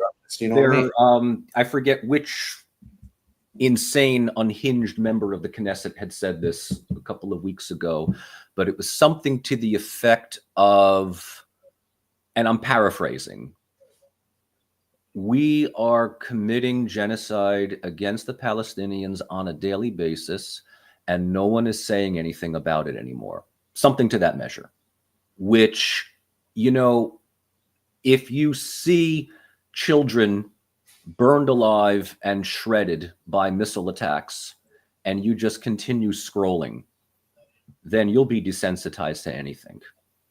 I mean, that's ultimately what it is. I mean, I hate to be the doomer right now, but it was the equivalent to Hitler's comment on who today talks about the Armenians. But that, in a way, is the ultimate goal of those that want to make right through might. The deed is done. What are you going to do about it? And this plays back into this issue that you had raised about what if we come to an agreement? What if the United States does not agree to regime change in Iran or murdering Khamenei, but Israel decides to go and do it anyway? I mean, this is ultimately the big question, which is, does the Israeli government under Netanyahu, or worse, let's say Netanyahu is dismissed, that doesn't mean that everything is going to be better. In fact, it might even get worse. We might get Smotrich, we might get Ben-Gvir, we might get Gantz, we might get a whole bunch of other. I mean, Israel has no shortage of sociopaths running its country right now. And that, I think, is the biggest issue. Netanyahu is doing what he's doing because he's holding on to power. And what better way of holding on to power than to get the United States into a protracted war with an ideological enemy that it has sworn to destroy since 1979. So the question that the answer to the question that I don't know, and I don't think that any of us know, is that what is the real dynamic relationship now between the Israeli government and that of the United States? We like to think that the two countries march in absolute fundamental lockstep. And when there is agreement between the White House and Netanyahu, it's all over the news that the countries are working in absolute tandem.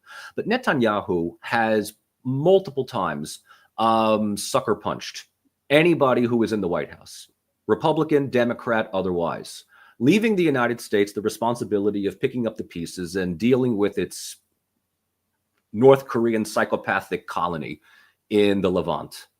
And they know this. And they absolutely know that they can get away with it.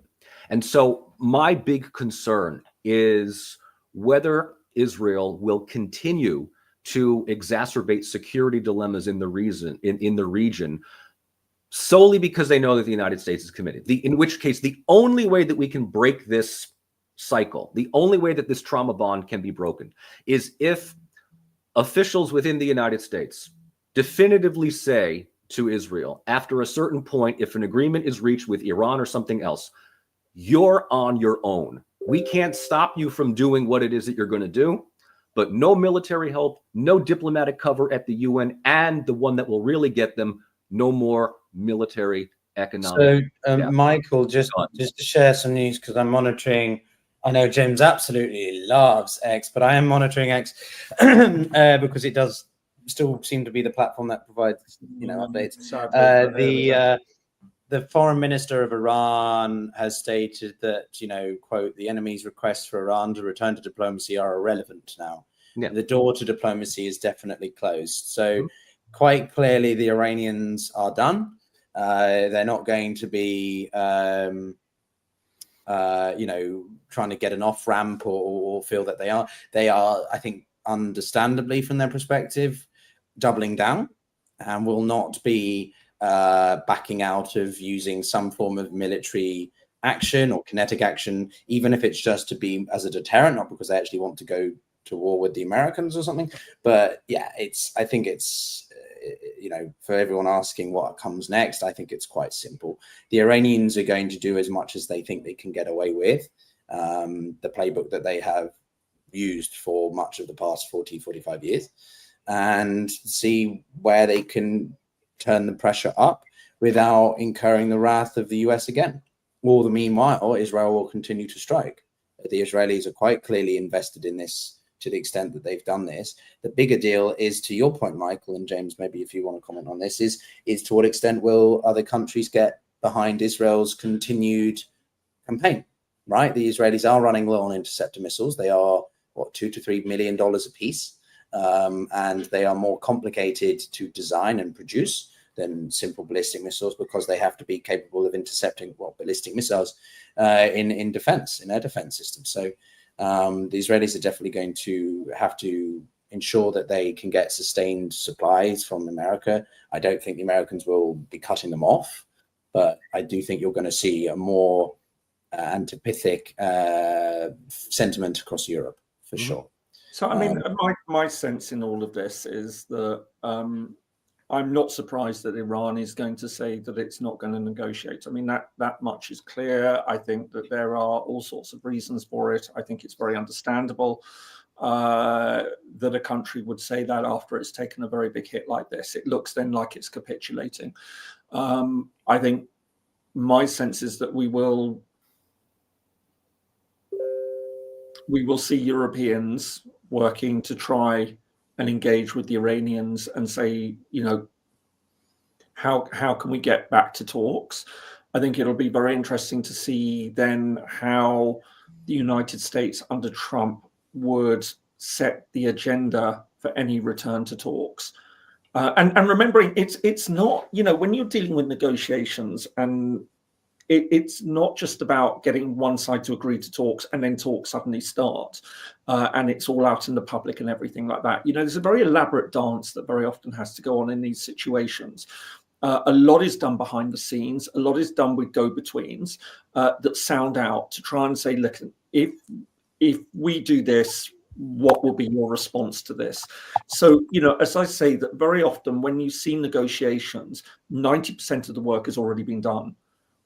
This is really, really important. So it's not the fact that Iran is saying it won't have negotiations now, which is the thing, which worries me, because I would find it very, very odd if Iran suddenly said, yeah, we're going to have negotiations, because then it looks like it's defeated. And culturally and regionally, very often you have to remember that, when you're talking about these countries, it's not just that they don't want to look weak because they've been defeated by Israel and the United States, but they don't want to look weak in front of their neighbors as well, for all sorts of security reasons. Yeah. So I think that my focus now, and as somebody who works on peace processes, this is where I'm most interested to see where things are going to go. I suspect that the Europeans will do their best now to try and engage with the Iranians and say, look, you know what can we do? How can we act as a go-between? What other countries might be able to do exactly the same? I think, the point was brought up about Oman. Oman has been acting as a good faith international broker on this. A lot will also depend on, I think the Iranians also need to be given the face saving that Israel is going to stop its bombing. So you might well find that, Israel will want to continue to hammer home the point. But is there a chance that it will be persuaded to stop within a few days or something like that? And I mean, you can tell it's incredibly complex. There's all sorts of different moving parts that are going to be engaged in all of this. I think in terms of the big Iranian response that everyone's worried about, I would tend to agree that, I mean, you know, we live in complex times, you never say never and all the rest of it. But I would tend to think that it's a combination that Iran will want to be careful as to what that retaliation is. And I'm not entirely sure that it has the capabilities to carry out a major retaliation in any case. And the thing that just keeps coming to my mind is the assassination of Soleimani a few years ago. This was the most senior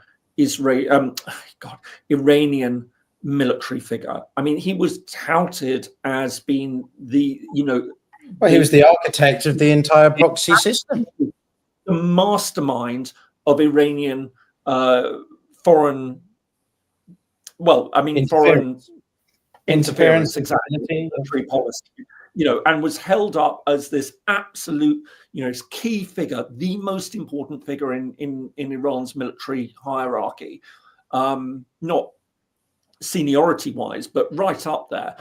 And Iran threatened all sorts of retaliation. And what did we see? I think, Piotr, you hit on it. It was an attack, wasn't it, on a US base? But yeah, so the Iranian, you know, they took out Soleimani, and then the Iranians launched, I think it was 2 rounds of a dozen missiles each or something across 2 US bases in eastern Iraq. He didn't stop. I can't remember the names of the bases, but the key point was that they deliberately took out specific buildings there were no personnel or figures that could be injured or killed, because then that meant the US wouldn't have to respond. The Iranians could claim victory because they responded in the face of American aggression and whatever rhetoric that they would use. And so both sides could step back from that continued escalation ladder. But I mean, it was a very, very limited response, wasn't it, all things considered? And, you know, this was for the assassination of their most senior strategic thinker, military thinker. Yes. You know, the person was held up, as we were saying, as being absolute linchpin of their entire strategy. And so I think that whether that was a deliberate act or whether it also revealed an early sense that Iran doesn't quite have the capabilities that a lot naturally supposed it did have. And if you then take that with the weakening that we've seen with Hezbollah, what we've seen happen with Hamas, Houthis remain a pretty significant force. But nevertheless, I mean, you know, whether it's a case that Iran was talking it up, partly because it knew that it's not quite as strong as it once was. Look, and I'm not saying this is absolutely correct. I'm just saying this is my hunch that might give an off-ramp to all of this for the Iranians. I think, and to bring it back just briefly on the question of regime change, I think, you know, as we've discussed, I mean, the idea is, you know, it might happen, but it's not going to be something that's brought about. It's going to have to happen from within. So whether it's a case that Israel and the United States wait around for that and just continue bombing Iran, you know, indefinitely waiting for that to happen, or whether it now becomes in their interest as well. But what is that center ground? I mean, used to technical terminology. What is the landing zone now for a diplomatic settlement, if we can see it? What would it be? There is one, James. I mean, think about it also. I know you're not a military guy. That's much of my master's was military stuff, not purely military analysis, but like in the sense of think about just how many US aircraft entered an adversarial's airspace undetected. That is a showcase of strike capability. That is I know, absolutely. In itself, right? The Americans don't need to do anything offensive to have a deterrent, just their ability to enter Iranian airspace with no intervention whatsoever, no response from the Iranians at all, is a huge blow in the face to the Russians, to the Chinese, to the North Koreans. You know, people in the comments asking, are the North Koreans going to help with the Iranian nuclear program? Quite possibly. How are they going to do it? It's not exactly next door. It's not going to be easy to do that. We knew quite early on the North Koreans were in Kursk fighting the Ukrainians. And so if the North Koreans are going to start helping the Iranians with a nuclear weapon, I can tell you the Americans will ramp up their military action again. And if they can enter Iranian airspace that easily, well, can they do the same with the North Koreans? I'm not saying that's going to happen, but this is the domino effect that can quickly happen, right? North Korea and Iran are arguably the most isolated states, pariah states. Russia is a bit more integrated because of China's reliance on it and stuff. But I do wonder where this goes from a sort of spillover effect outside of the Middle East. Yeah, so, sure. But again, let's think a little bit then to say, all right, so we know that there could be a continuation of military, but if we're talking about some sort of diplomatic settlement now, so the landing zone, so to speak, of it would be, if you were to, well, the positions would be that I think, United States and Israel would prefer regime change. That's not going to happen. So let's just push that. Or it might happen, but it's not going to be something that they can control at the moment. So the maximalist position would be a peace treaty with Iran and Israel. I think that would be in their thinking. Now, a lot of people will immediately say, well, that's not going to happen. All right. So if we can say that is the furthest extent of a diplomatic agreement. At the other end, the minimum that is going to be accepted is for Iran to accept that it's not going to have a nuclear program. So it's somewhere, what we're talking about is somewhere between those two ends. Iran is obviously going to want to say, right, okay, we want to continue our nuclear program. That's not going to happen. So it's going to have to accept at the minimum a loss of program. What more could it be willing to give in? So then you start to get into all sorts of other areas, and we can talk about carrots and sticks. We can talk about it's exhausted, isn't it? But the Iranians could also be turning around and saying, all right, look, we know you. What is it essentially that the Iranians could say, right, okay, what's the minimum they want to give away? Well, it would probably be an acceptance of the loss of the nuclear program. But in return for that, what else could they gain? It would be lifting of sanctions would be a very obvious one that they would be trying to push for. They're not going to go all the way of the peace treaty. So I think my point is that instead of, it really is worth thinking a little bit about what are the next steps? What are the things that international parties would be looking for? How would they be looking to frame it? What would be the particular outcomes that we could be looking at? How would they potentially get there? Who would be the parties that would do this? What would be the face-saving mechanisms in order to do this? And this is all the stuff that I would hope and I would think is going to be going on in various foreign ministries. Try and start thinking about, right, okay, because it's no point just saying, let's try and have talks. You need to get down. And, I say this as somebody who's been in a process like that. I've seen it firsthand. You have to think details, and you have to think all the details. How realistic is it to think details, James? I just don't think anything's going to change. Nothing's going to happen. Israel's going to continue hitting Iran. They're going to keep hitting Israel when they can. They're going to do something else somewhere to sort of show that they. You've got to start the thinking. What else is going to change in the short term? You've got to start the thinking, because if you're serious about trying to stop this, then if you're not doing the thinking, then you also can't present plans to. But the door is closed. Presenting plans to the United States. It's also getting Israel on board and saying, listen, Israel, what is it that you want? And I fully accept, by the way, at this point that we could very well be dealing with a Netanyahu who just simply is not. But that's my point. How can, and Michael, I'm sure you're going to want to push this, but you've got the most ultra-nationalist government in Israel's history. They have no interest in listening to the United States, not that they did anyway. And anyway, to Michael's point, they do largely influence America, I think, more than the other way around. The Iranians are not interested in any diplomatic. The door's closed. So I just don't see. I don't think that we can say that the Iranians aren't interested in the diplomatic settlement. They're saying at the moment. They're not interested in negotiations under the current situation. No. They're not going to be dealing with an Israel that is given carte blanche by the United States. So we're dealing with. The point is, I mean, Michael, but I think let's just, as I say, sort of say this in just simple terms of strategic thinking and how would the parties respond? Yeah, Iran is not going to engage in negotiations under threat and under attack for all sorts of reasons. So it's then right, how long can Israel continue to do this?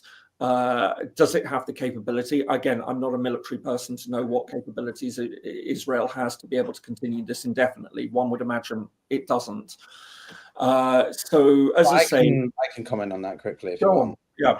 No, I mean, look, the Israelis have the capacity to sustain this for a good few weeks. It's quite clear to me from some of the Israeli officials that I've spoken to, contacts that I have, in the intelligence circles. I'm not like some big wig in Israel, don't get me wrong. They've been planning this for a long time. When Trump won in November, Netanyahu made it clear to his, subordinates in a circle that they wanted to do this. They wanted to go after Iran, and they knew that Trump would not at least stop them or get in their way. And if anything, ideally would get involved, as we've now seen. So they've been planning this stockpiling development. And also keep in mind that they still are on the receiving end of $4 billion a year, more or less. So they'll do this until the gravy train runs out. Pretty much. So don't say that they can do this for a few more weeks. I think the biggest... They'll run out. They will run to Huckabee, who is the American ambassador, who thinks that we're doing Jesus's work. Because the worst types of Zionists are the evangelical Christian Zionists who think that we're doing God's work by taking the war to Iran. He doesn't even call them occupied territory. He refers to the whole region as Judea and Samaria. I mean, so this is like that guy in Sunday school that you were like, he might become a weirdo when he grows up. Guess what? He did. So Netanyahu is going to be one of those people. Look, we got three entities right now. We got Iran, Israel, the United States. All are some type of narcissistic personality disorder. Iran is malignant narcissist. Israel is pathological narcissist, and Trump and the United States are collapsing narcissists. Neither three are going to back down until they absolutely have to. So any talk of a negotiated situation by Iran can come if and only if Israel is muzzled. And the only country to do that is the United States. And then ask yourself, is that going to happen? It won't. It could. It could. If Trump's situation becomes too untenable, I personally think if there is too much blowback from him in the US, which we're seeing from certain people, as I said, the Laura Loomers who are ideologues of him and worshippers, they'll stay with him no matter what. But there are plenty of MAGAs who are pissed that the US is now in another conflict when Trump said he would not only be peacemaker, but also pull out forever wars. A lot of Americans don't understand the difference of military activity in the sense of an aerial campaign is not a long-term protracted commitment necessarily. But his base is going to be on, cross. And I think that if Trump starts to smell the roses in that regard, then that could be the one thing that begins to make him be like, all right, Israel, you've done enough. We need to sort this out now, or something else. I think another event somewhere else, Ukraine, something happens down there. Something happens with Taiwan, Iran. The US is like, okay, we want to refocus our efforts to the Chinese and Asia, because at the end of the day, that's Trump's priority number one, at least foreign policy wise. So I do think that they could come to a point, but I don't see that for a good few weeks. I just don't see what's going to change that will stop the Israelis from behaving as they are, and then by extension, the Iranians being more keen to come to the table. Europe is a bit of an anomaly here. Can the Europeans do enough to incentivize the Iranians to come forward and the Americans to open up their doors to talks as well? They're the one I'm wondering about. At another time, I mean, we would have been talking about the forthcoming NATO summit. I mean, when we had another previous live stream, we were saying, well, we might do something on that. Well, that's Tuesday, isn't it? NATO summit. Exactly. So I do wonder, this is going to be a major talking point, as you can imagine, at the NATO summit. They're also going to want to talk about Russia, Ukraine. So it will be very interesting to see if there are any statements from the summit about Iran, and I think there will be that pressure from Europeans to say to the United States, right, okay, what now? What is going to be the step to try and de-escalate this? Because it's incredibly worrying to see this. and it can be really destabilizing. I mean, in all sorts of ways. You know, and I know that, you know, there will be those who want regime change, and if the regime collapses in Iran, then we haven't really got onto the subject of, you know, what could happen internally. It's a very, very complex picture.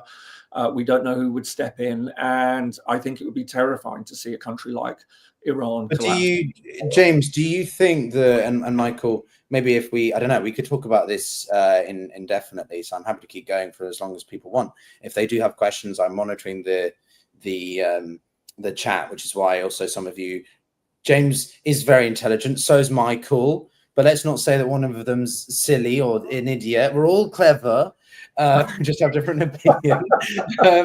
No, I'm kidding. But what do you think there could be a separatist movement? The Balochistanis in the south, the Azerbaijani Iranians in the north, the Kurds, obviously. What's your take on this area, James? Because this is quite. I mean, so look, yeah. I mean, you know, so all right, I might be an idiot in certain areas of international relations. I'll fully accept that is. But on secession, this is, you know, for anyone who knows, this is absolutely the area that I've worked on. So look, I mean,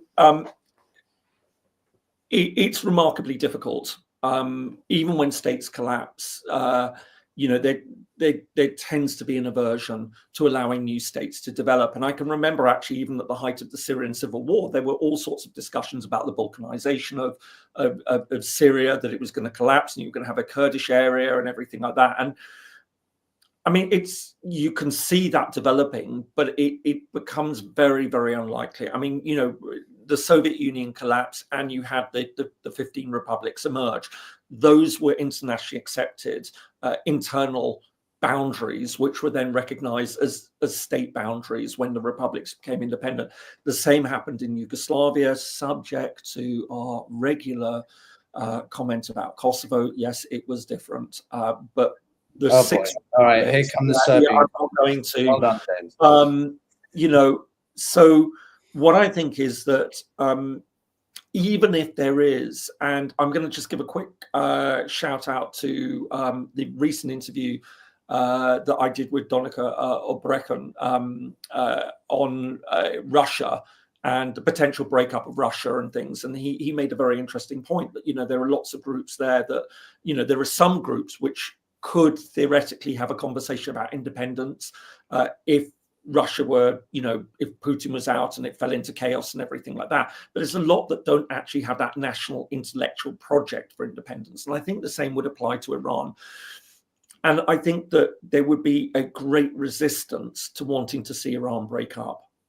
So I think we need to be really careful. It's not something that we can completely discount, but it isn't something that I think anyone would want to foment as a sort of a policy outcome. It really isn't. I think that the hope would be to keep Iran together and create a new stable government of some sort should the current regime collapse. What that government would be, how it would be structured, you could perhaps see a federal system emerging. You know, that's certainly a possibility. But I think we need to be careful about the idea of the, you know, the balkanization of Iran. Yeah. No, sorry. I thought you were. I wanted. No. Go ahead. Yeah. Just to make one quick comment to transition to you, Michael, because you came from back from Uzbekistan, and I know it's a big area and there's lots of variations there, but you were sort of much closer to that part of the world than many people would be.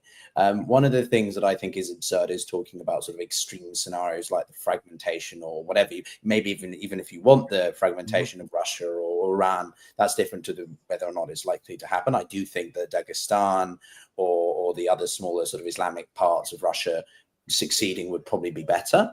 That's more in my opinion.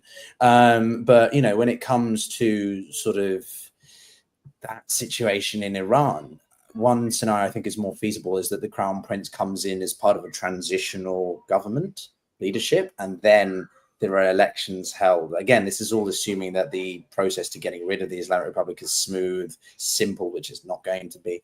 But what do you think, Michael? Oh, look who subscribes to the Atlantic. Atlantic Council? The Crown Prince?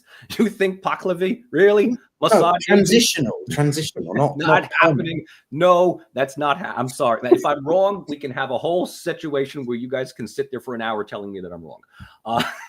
I mean, look, let's talk about separatism. Separatism works when external powers make it work.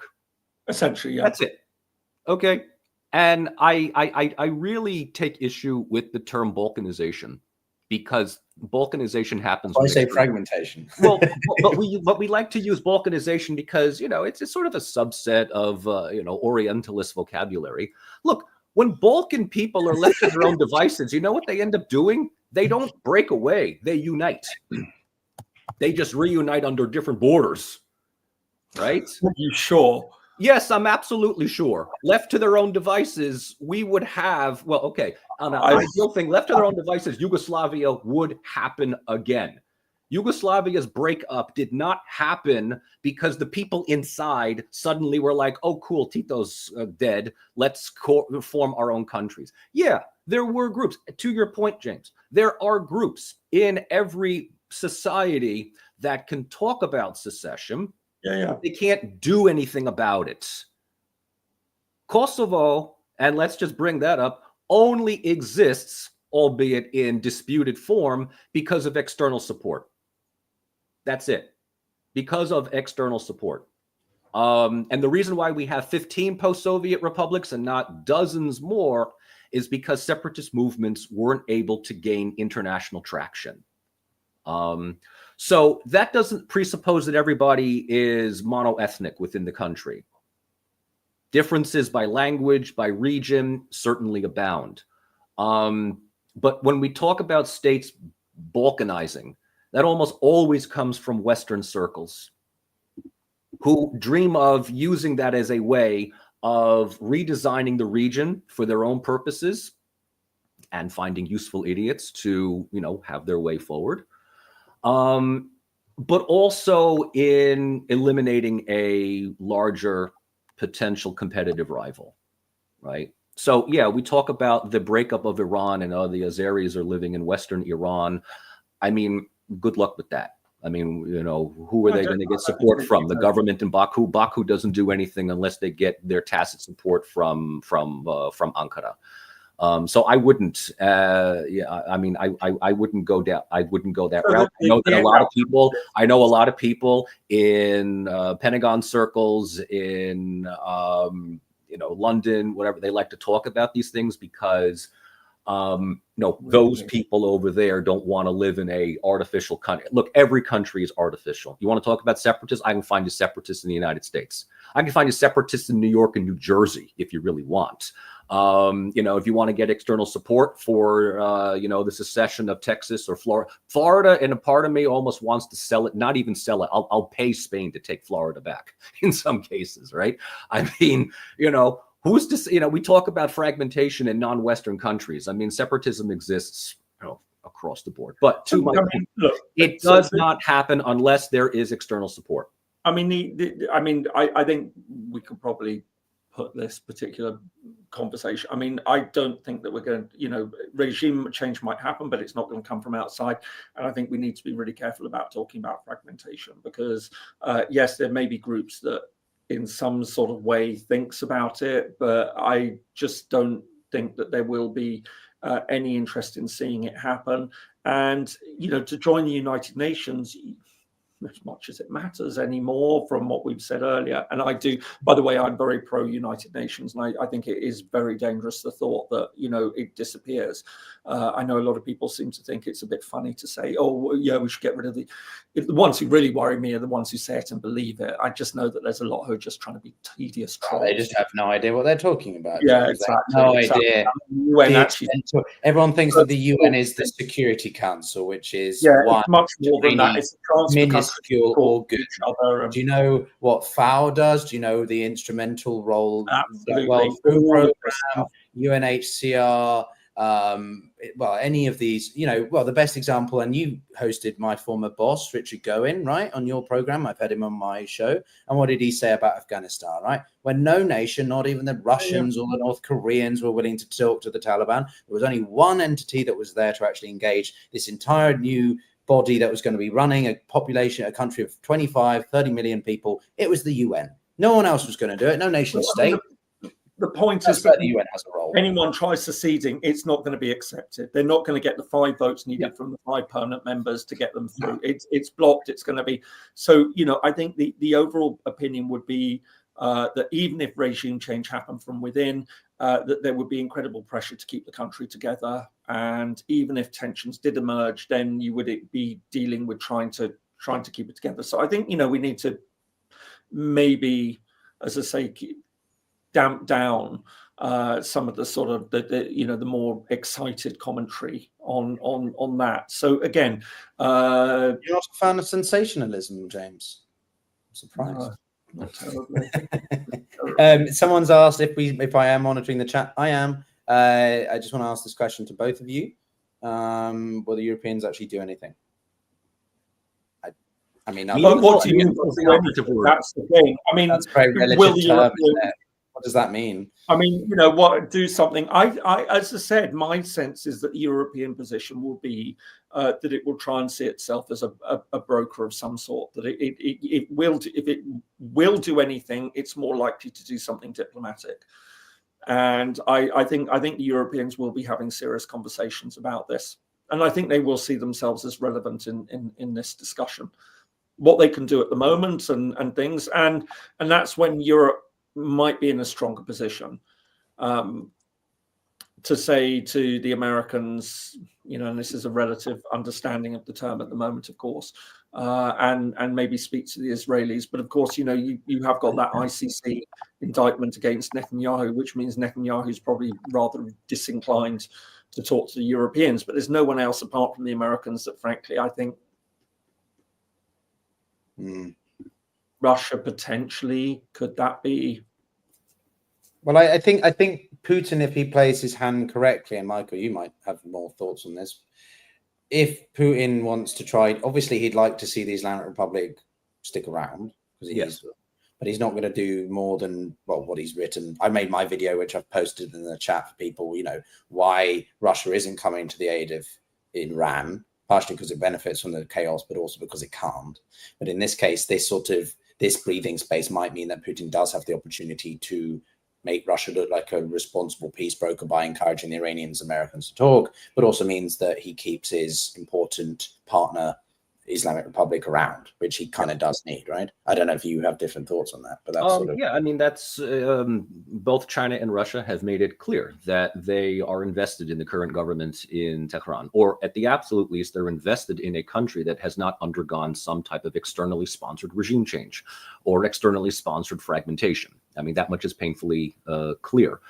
Putin has gone on record to say that if there is a need, Russia would be happy to mediate between Iran and Israel.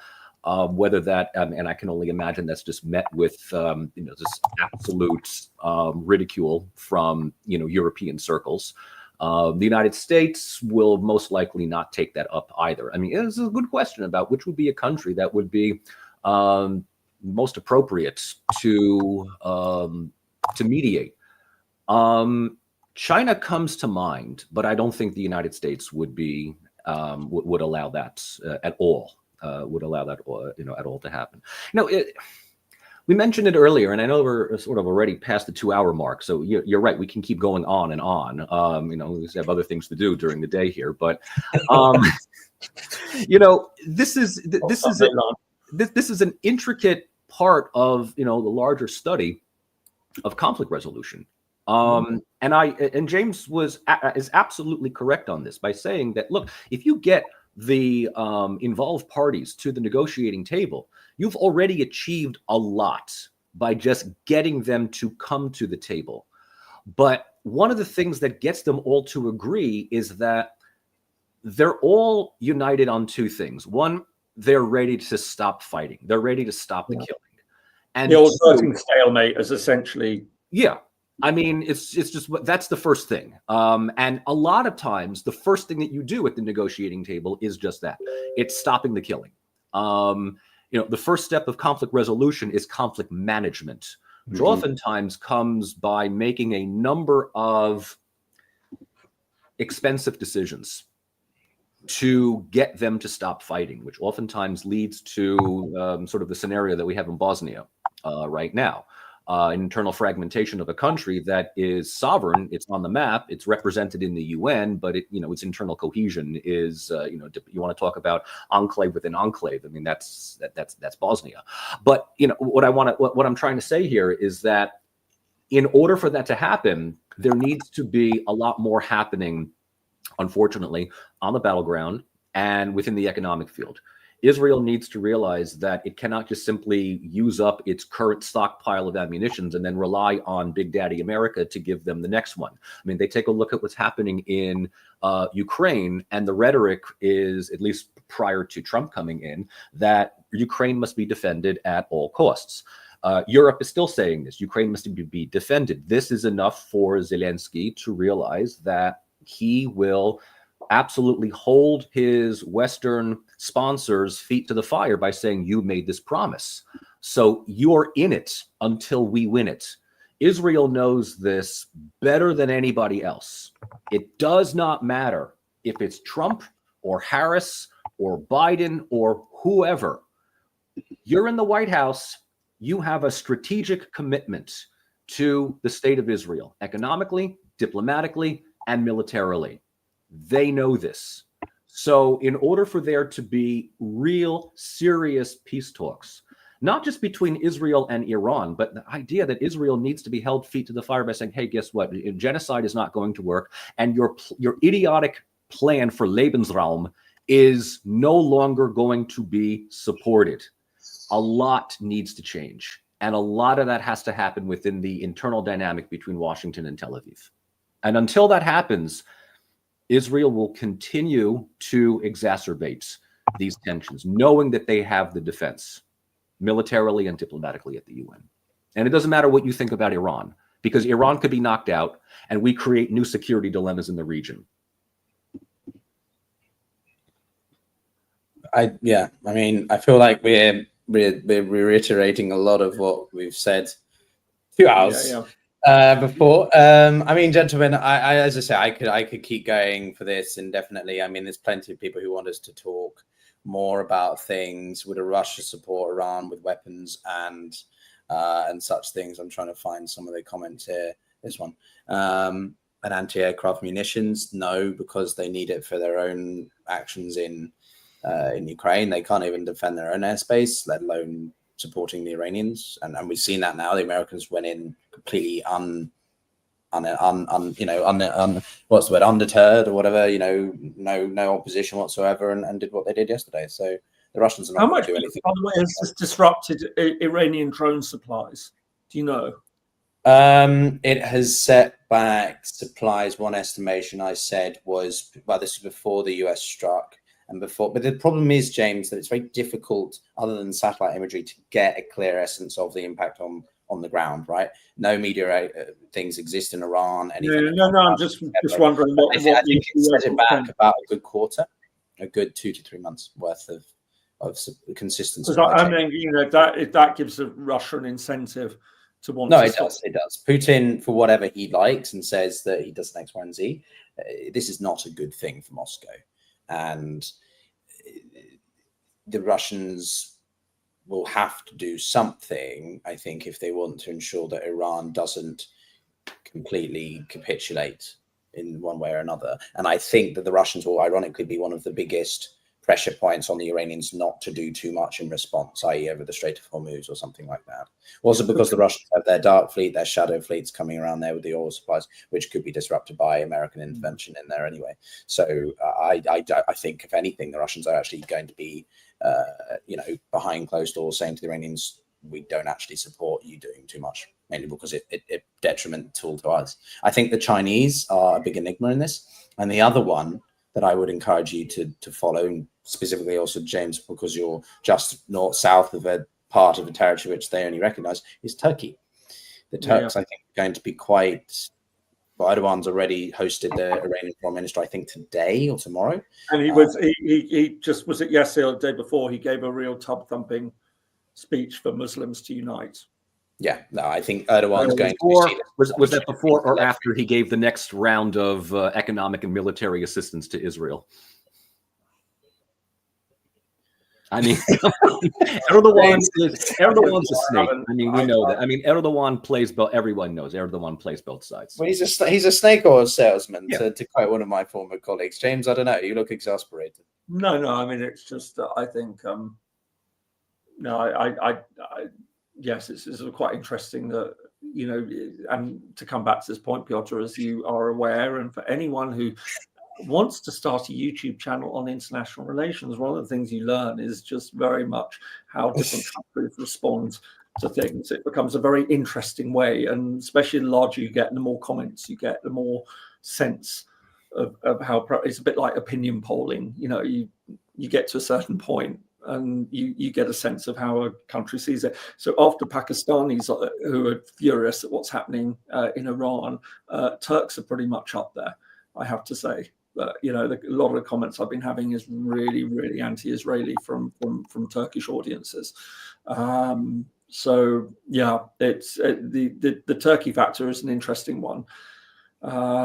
Yeah. And Michael, no, the only I was grinning is because there is all the theory that Turkey is truly actually much more pro-Israeli than Erdogan is letting on. I sort of, you know. Interesting. There was a question that came, months beforehand.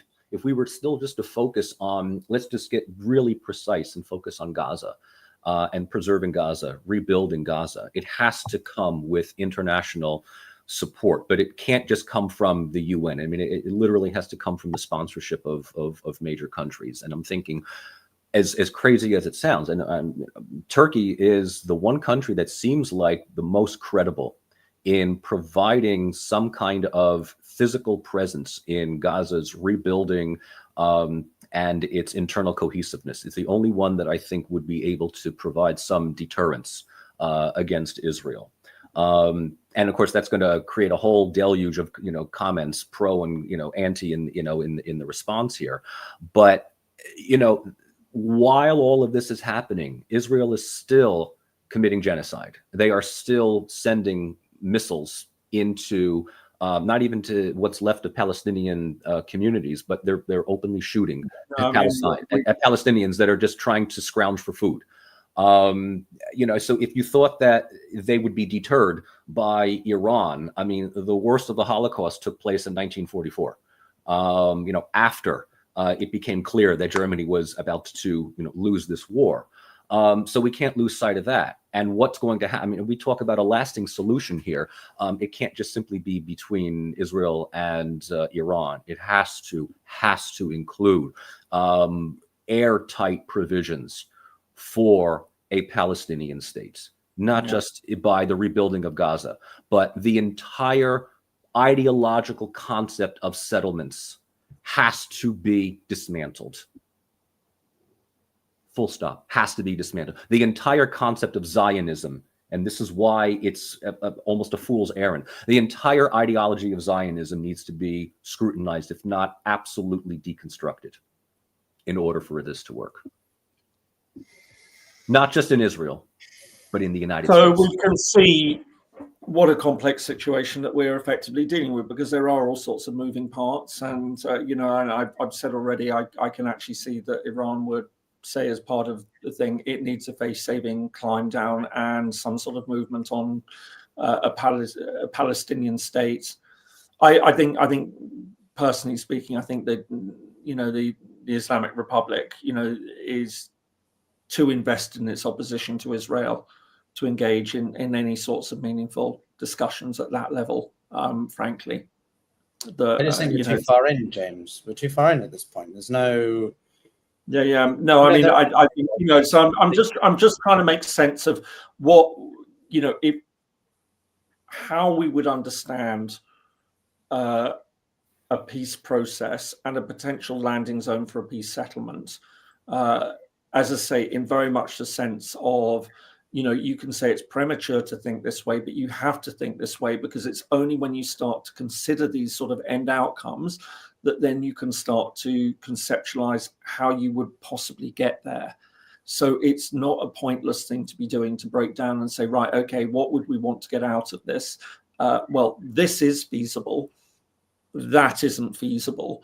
But if we want to go for this, what would be the counter demand from the Israelis or the Iranians? You have to do all this sort of thinking to try and finesse some ideas that would get you towards that. So all of this is actually really useful. And then you have to do this sort of brainstorming of, if X, then Y, and then what Z or Z that would come out of all of this. So, I think, as I say, all of this will be thought about in a lot of detail. What might be possible, what might be the face-saving off-ramps, how do you create those linkages, or do you want to create those linkages between what's happening with Iran and what is happening in, Israel, Gaza, and of course the West Bank? Let's not forget that while there is all this attention on Gaza, that the International Court of Justice has quite clearly said that what Israel is doing in the West Bank is annexation. It's illegal. And I think we shouldn't lose sight of that. It is killing off a two-state solution, and Do you really think the two-state solution was ever really around anymore? Well, no, I mean, absolutely. But they're driving the final, they're making it finally. They're burying what was already dead. Yeah. I mean, absolutely. And that just means at that point, then you're starting to say, right, okay, what are the other elements of this? What does this mean then for Israel's relationship with the Arab states and making peace with them? But that's a whole other discussion, I suspect, for another time. Yeah, I mean, it kind of brings back to me, I think one of my final points is that regardless of how long this goes on and the extent to which the Americans are remaining directly or sort of kinetically involved instead of just, indirectly supporting Israel or whatever, there is going to be a lot of debate about what this does for international law. And the fact that we are seeing less and less states really declare war anymore, because it means they've got greater sort of ability to say, well, we didn't do anything.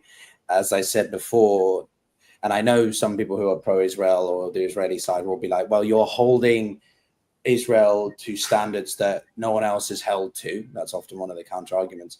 But that doesn't negate the fact that the Israelis have been operating in a way that contradicts the core rules of international humanitarian law, principles of distinction, proportionality and precautions, prohibition of unnecessary suffering. All these things are, arguments that could legitimately be used to emphasize that what Israel has done against Iran in the first place is not justifiable. And now any of the global fallout, inflationary pressure, sustained new price levels that will impact everybody, particularly Europe, I think is going to suffer in the short to medium term of this, as in probably over the next few weeks. That comes at the hands of Israel's decision to move. But, they feel that this is an existential crisis that they have to deal with because the Islamic Republic is a chaos agent or agent of chaos. So, but Michael, you can equally make the case against that. So, I don't know. I mean, we could go round. I think so. If we're to sum up, as well. I think let's sum up where it stands. It doesn't look like from where we can see that the military action is going to suddenly stop overnight. I don't think it's going to continue indefinitely, but it would seem that we're probably talking another week or 2 weeks. No, I think good more than that, James. I think it's going to go on. Okay. I do. I think we'll be talking about this on a weekly basis at this point. Yeah, we keep saying we're going to do this in 2 weeks, and then something else comes up. Yeah. So. Well, there'll be another escalation.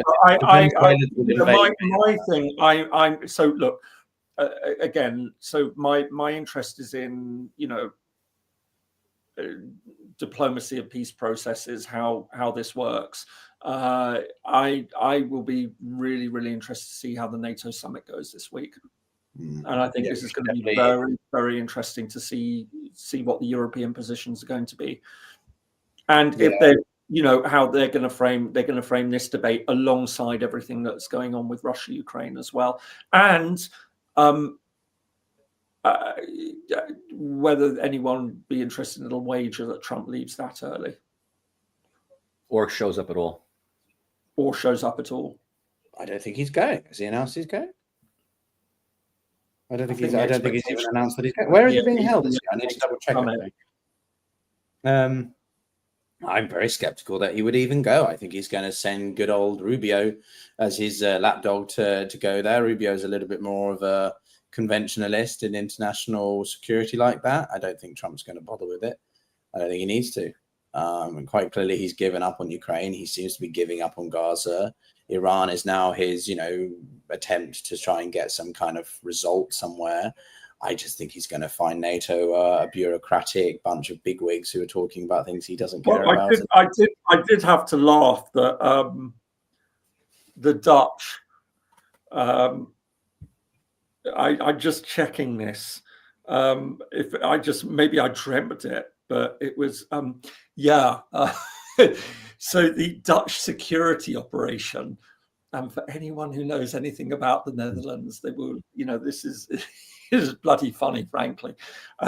The operation for security is Operation Orange Shield. So but that's just in no, James, you're misreading that. That's just in reference to the Orange Army. The football fans, the supporters of Verstappen. The orange colour. It's nothing to do with Donald Trump. Dutch and their ability to have a very understated sense of humour. It's nothing to do with you got to know a lot of the intricacies. Innocent and say, but orange is our national colour. Yes, exactly. You saw what the Orange Army, how they played in the football team. A security operation for Trump and calling it Orange Shield, and then being able to so innocently say, but this is what's anyone upset about? Yeah, so that was in these rare times of not a lot of amusement. That one did definitely make me laugh very hard, and I'm glad I didn't dream it. Yes. Well, next you have Operation Operation Fake Tan or something, or Botox. Operation Botox. So about 6,000 delegates and leaders from 32 countries, including US President Donald Trump, French Prime Minister Macron, British Prime Minister Starmer, will attend the closed-off event at The Hague's World Forum. So Trump is expected there. So Donald Trump did say in the past 10 minutes that he posted a long message. Trump writes, "We had a spectacular military success yesterday, taking the bomb, in quotation marks, right out of their hands, and they would use it if they could, exclamation mark. But as usual, despite all of the praise and accolades received, this lightweight congressman is against what was so brilliantly received. He's attacking Congressman Thomas Massie. The president concludes, MAGA is not about lazy, grandstanding, non-productive politicians, of which Thomas Massie is definitely one." Wow, he can't just celebrate he has to make sort of political... No, of course he can't. Of course he can't.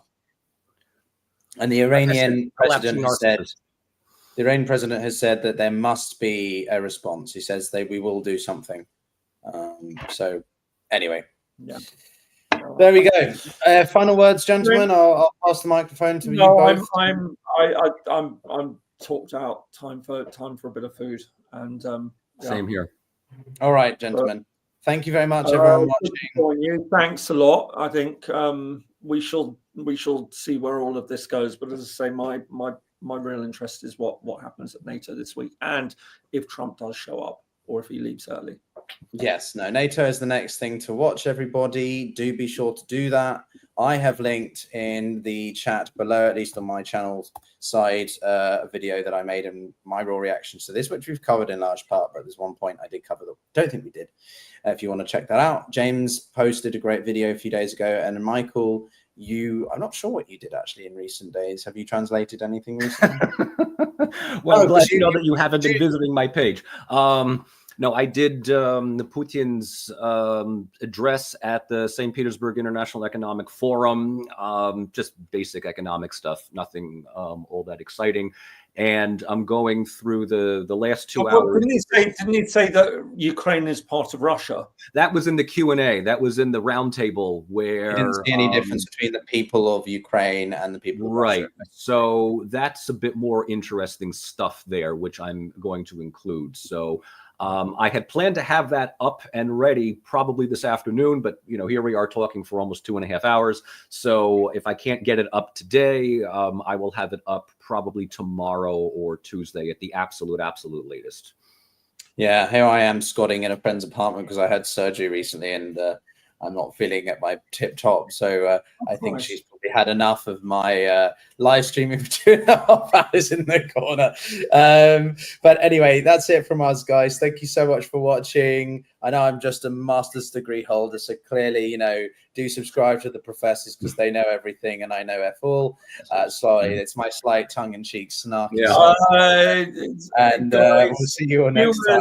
When Piotr gets beyond feeling sorry for himself, yeah, go and hop over and have a look at. No, I'm joking, but yeah, we try and make some things. James and I, there's a reason why James and Michael keep coming back, because clearly either they just do it out of sympathy, they like taking the piss, or they actually think that I know something. So anyway, thanks a lot, everyone. We'll see you all soon, and well, stay safe. Thank you all. Thank you, everybody. Night all.